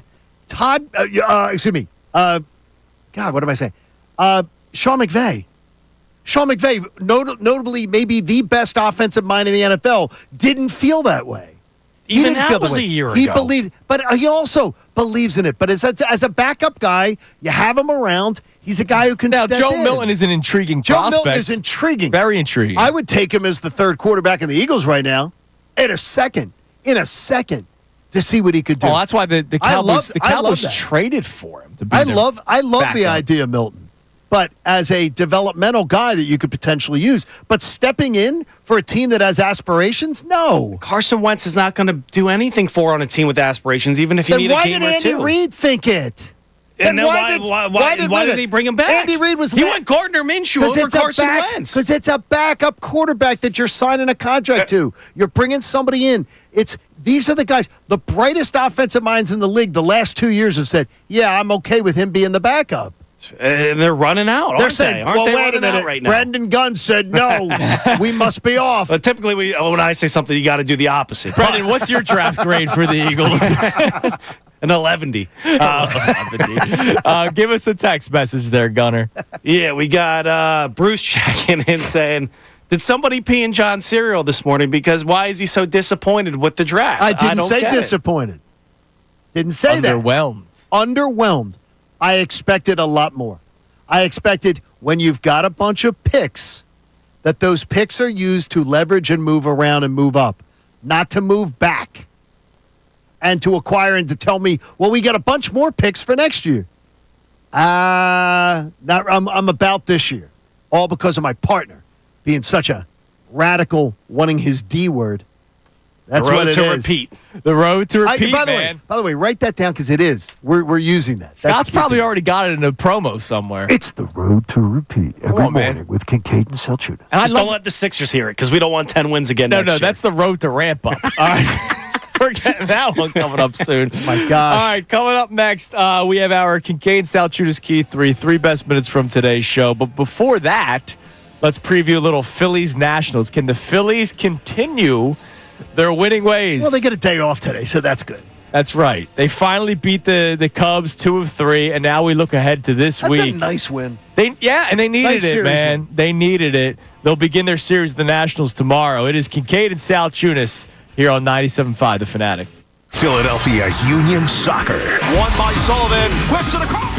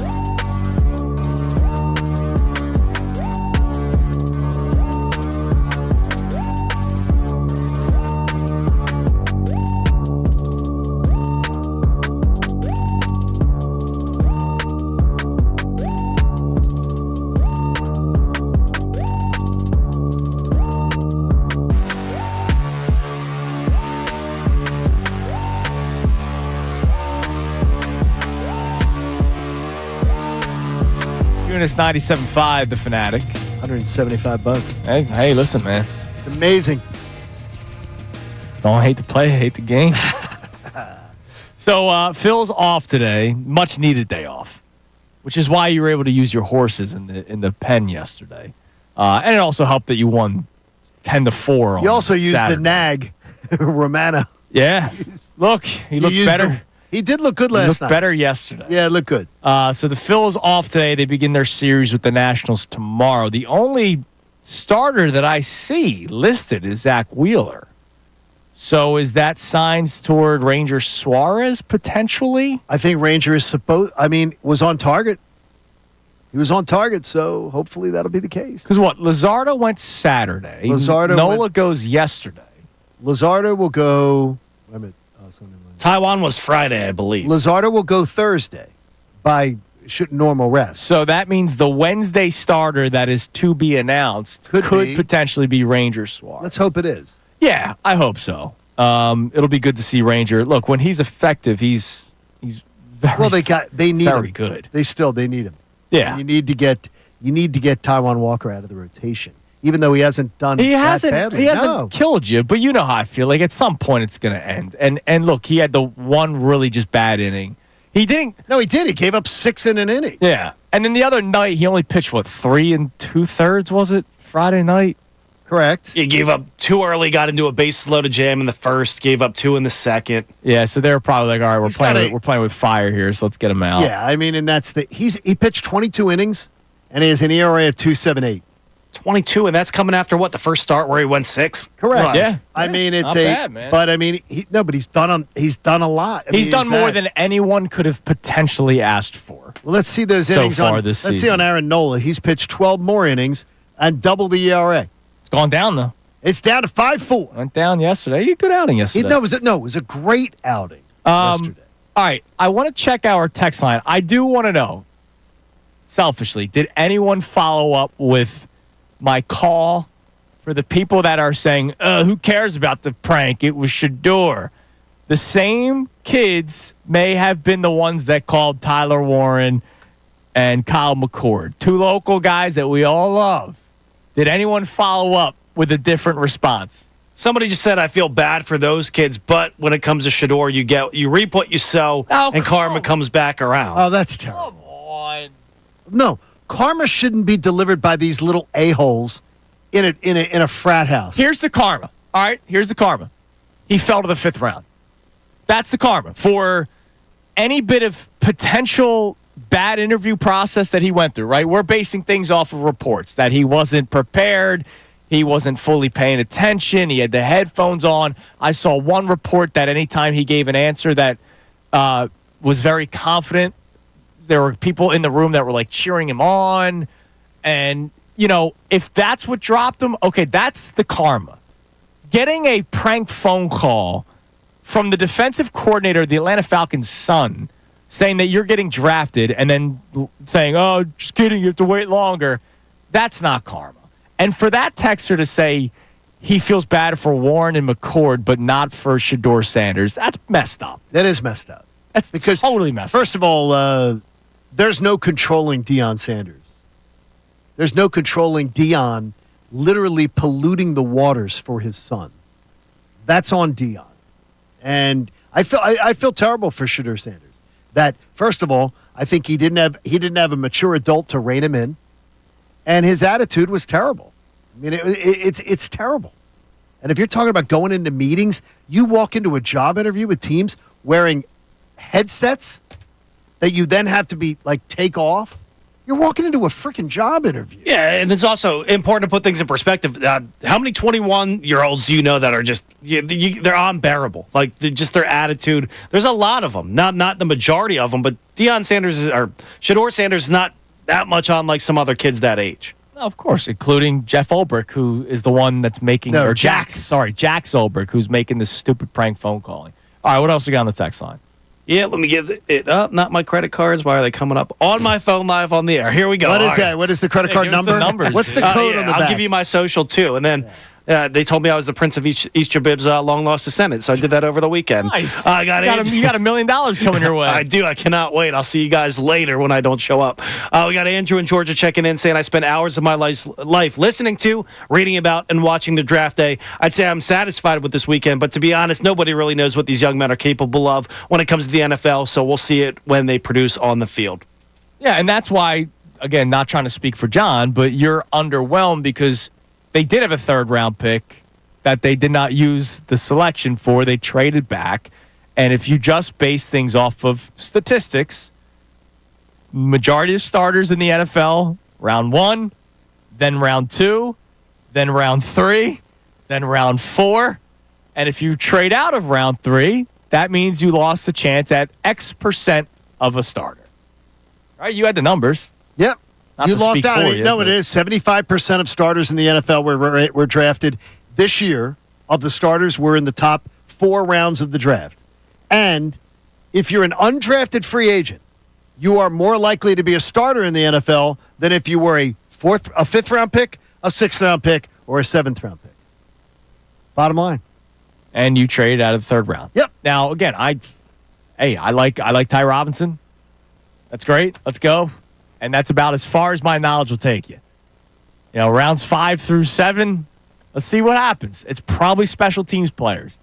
If you've watched football, that's probably what it's going to end up being unless you find a steal. Because in those later rounds, you're either finding a steal, you're finding depth, you're finding guys that you're trying to mold into something. Or sometimes guys drop because of maybe off-the-field issues. I remember there were a lot of stuff around Jalen Mills, who was a projected 2nd-round pick that fell to the 7th round. It happens. All right, it is 9:48. Time now for the Kincade Salciunas Key 3 best minutes from today's show. Now, the Kincade Salciunas Key 3, today's best.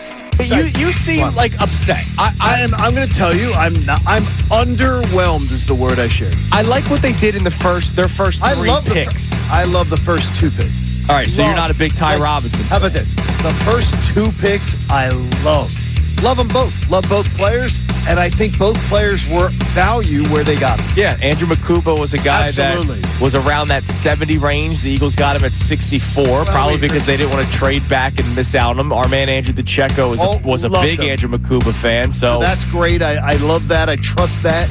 This is the first time in franchise history. By the way, the draft goes back to 1936 that the Eagles have drafted as many as 10 defensive players in the first 3 rounds in any 4-year span. That's wild. The only offensive players that Roseman has taken in the last 4 drafts on day 1 or 2 have been interior offensive linemen, Cam Jurgens and Tyler Steen. This is the first time since 1978 that the Eagles haven't taken at least one offensive player in the first 4 rounds. That's outrageous. It's the 2nd time in a row the first 3 players they selected are on the defensive side of the ball. As for those 10 defensive players Roseman has taken, they're all still on the roster, and most will be starters this upcoming season or will be competing for a starting spot. I'm not about to start playing him in center field with a candy arm. Not that I'm saying Trey Turner has a candy arm, but I don't think that arm is going to get stronger over the next couple of years. I think that's pretty good analysis. I think the easy move is you switch him and Stott. Well, then that's it. I've been calling for that since before the season. I think that's something that absolutely should have been. Now, look, he's never going to play to the contract. He won't. But he's not even coming close to the contract. Now, I'm not about to start writing off like this is who he is. Last year, he did end up having a good season. It's just, once again, it was the late year struggle into the playoffs, which was the big problem. Here's where I'm going to disagree with you. You can't say it was a good season when half the season he was garbage juice, where you had to have like fake little ceremonies to get him pumped up. That was 2 years ago. And then, last year he had 295 left. Yeah, but he also had 2 months where he was void.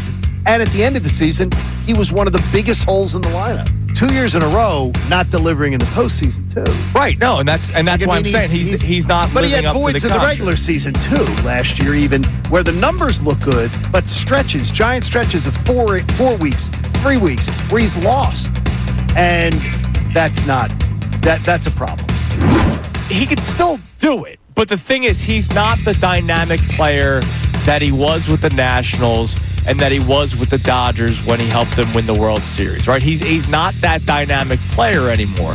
I don't think he's like this crater on the team, but when he is bad, he is bad. And we've seen that a lot this year. When he's good, he's good. But when he's bad, he's awful. What did the draft analysts say about some of the players selected by the Eagles this weekend? All right, that is the Kincade Salciunas Key 3 best minutes from today's show. Now, the last thing on this Shador Sanders prank phone call thing, because I just saw on Twitter, people are complaining that those who are upset by it are too sensitive. Really? So, you know me, John. I'm not the most sensitive person. I'm also not insensitive. No. I'm somewhere in the middle. This comes down to one thing and one thing only for people. They don't like Shador Sanders. If that video went viral and it was somebody that people loved, oh, what's wrong with those kids? But the fact that it's Shador Sanders, there are people there now are people doing that are the whole, celebrating it. Yeah. Like that they want to see this kid humiliated. There's one response that I saw to the video that said, "This is hilarious and so necessary." And it's like, why was it necessary? I understand. Look, is Shador Sanders my favorite person to follow along? Nah. I'll be honest with you. Like, the winning a game and grabbing his watch and flexing it to the crowd, like, no. But that doesn't mean come draft day when he's a 21-year-old kid and he's getting prank phone calls. It's not right. And that's not a being overly sensitive thing. It's just not right. That's why I feel bad for Kyle McCord. I feel bad for Tyler Warren, who probably thought he was going 10 to the Bears. Right? He probably did. He probably thought he was going 10 to the Bears. He probably thought that was coming, and then the phone call comes. And then what do you think that goes through Tyler Warren's mind? He probably goes, "Oh my God, wait, am I not the first round pick that I thought I was?" We're living in an era where people just think that crap like that is okay. That it's okay. For an instant gratification online it's funny. where you're getting laughed at for 2 seconds. It's just funny on YouTube. It's just really funny for it's a TikTok. Oh my gosh. I'm telling you, enough people have not been punched in the face in their lives for being jerks to people. And he's about to graduate. Imagine he's getting calls from recruiters or whatnot, and they say, "Psych, nah." Like, it's got nothing to do with these people, too. This Jack Solbert has nothing to do with these people. How do you think, John, the general manager of the Atlanta Falcons feels about this? Oh, I think he's upset. No, I know for a fact they're upset. So, like, because it's not whether I'm sensitive or oversensitive. If the GM of the Falcons, who runs that team, he has found out what happened. Well, like you have to have. I know somebody who once left their phone, left a phone list unattended with some athletes on it, and a couple athletes got phone calls, and were like, they literally started to call athletes. That's what makes this a little bit different too. There's some malice in it because there was a plan. No, like, this is malice. I just saw this list. I'm going to bring it back to school, my frat, and we're going to ruin this kid's day. Shador Sanders. I think today is going to be a day where a lot of people from all sides are going to be very much off. Today's a good day to just enjoy the beautiful weather and enjoy your life. That's what I'm going to do. And all the happiness that we can find every freaking day. Hell yeah, Johnny. Hey, join us and our generous partner, H&H Heating and Air Conditioning. Make a donation to the American Association for Cancer Research. You can do it at 975thefanatic.com/AACR. I'm living proof. Cancer research can save your life. All right, everybody have a great rest of your day. We'll be back at it tomorrow morning on a Tuesday. The Mike Missanelli Show with Bill Colarulo and Ray Dunn coming your way next. Your next chance to win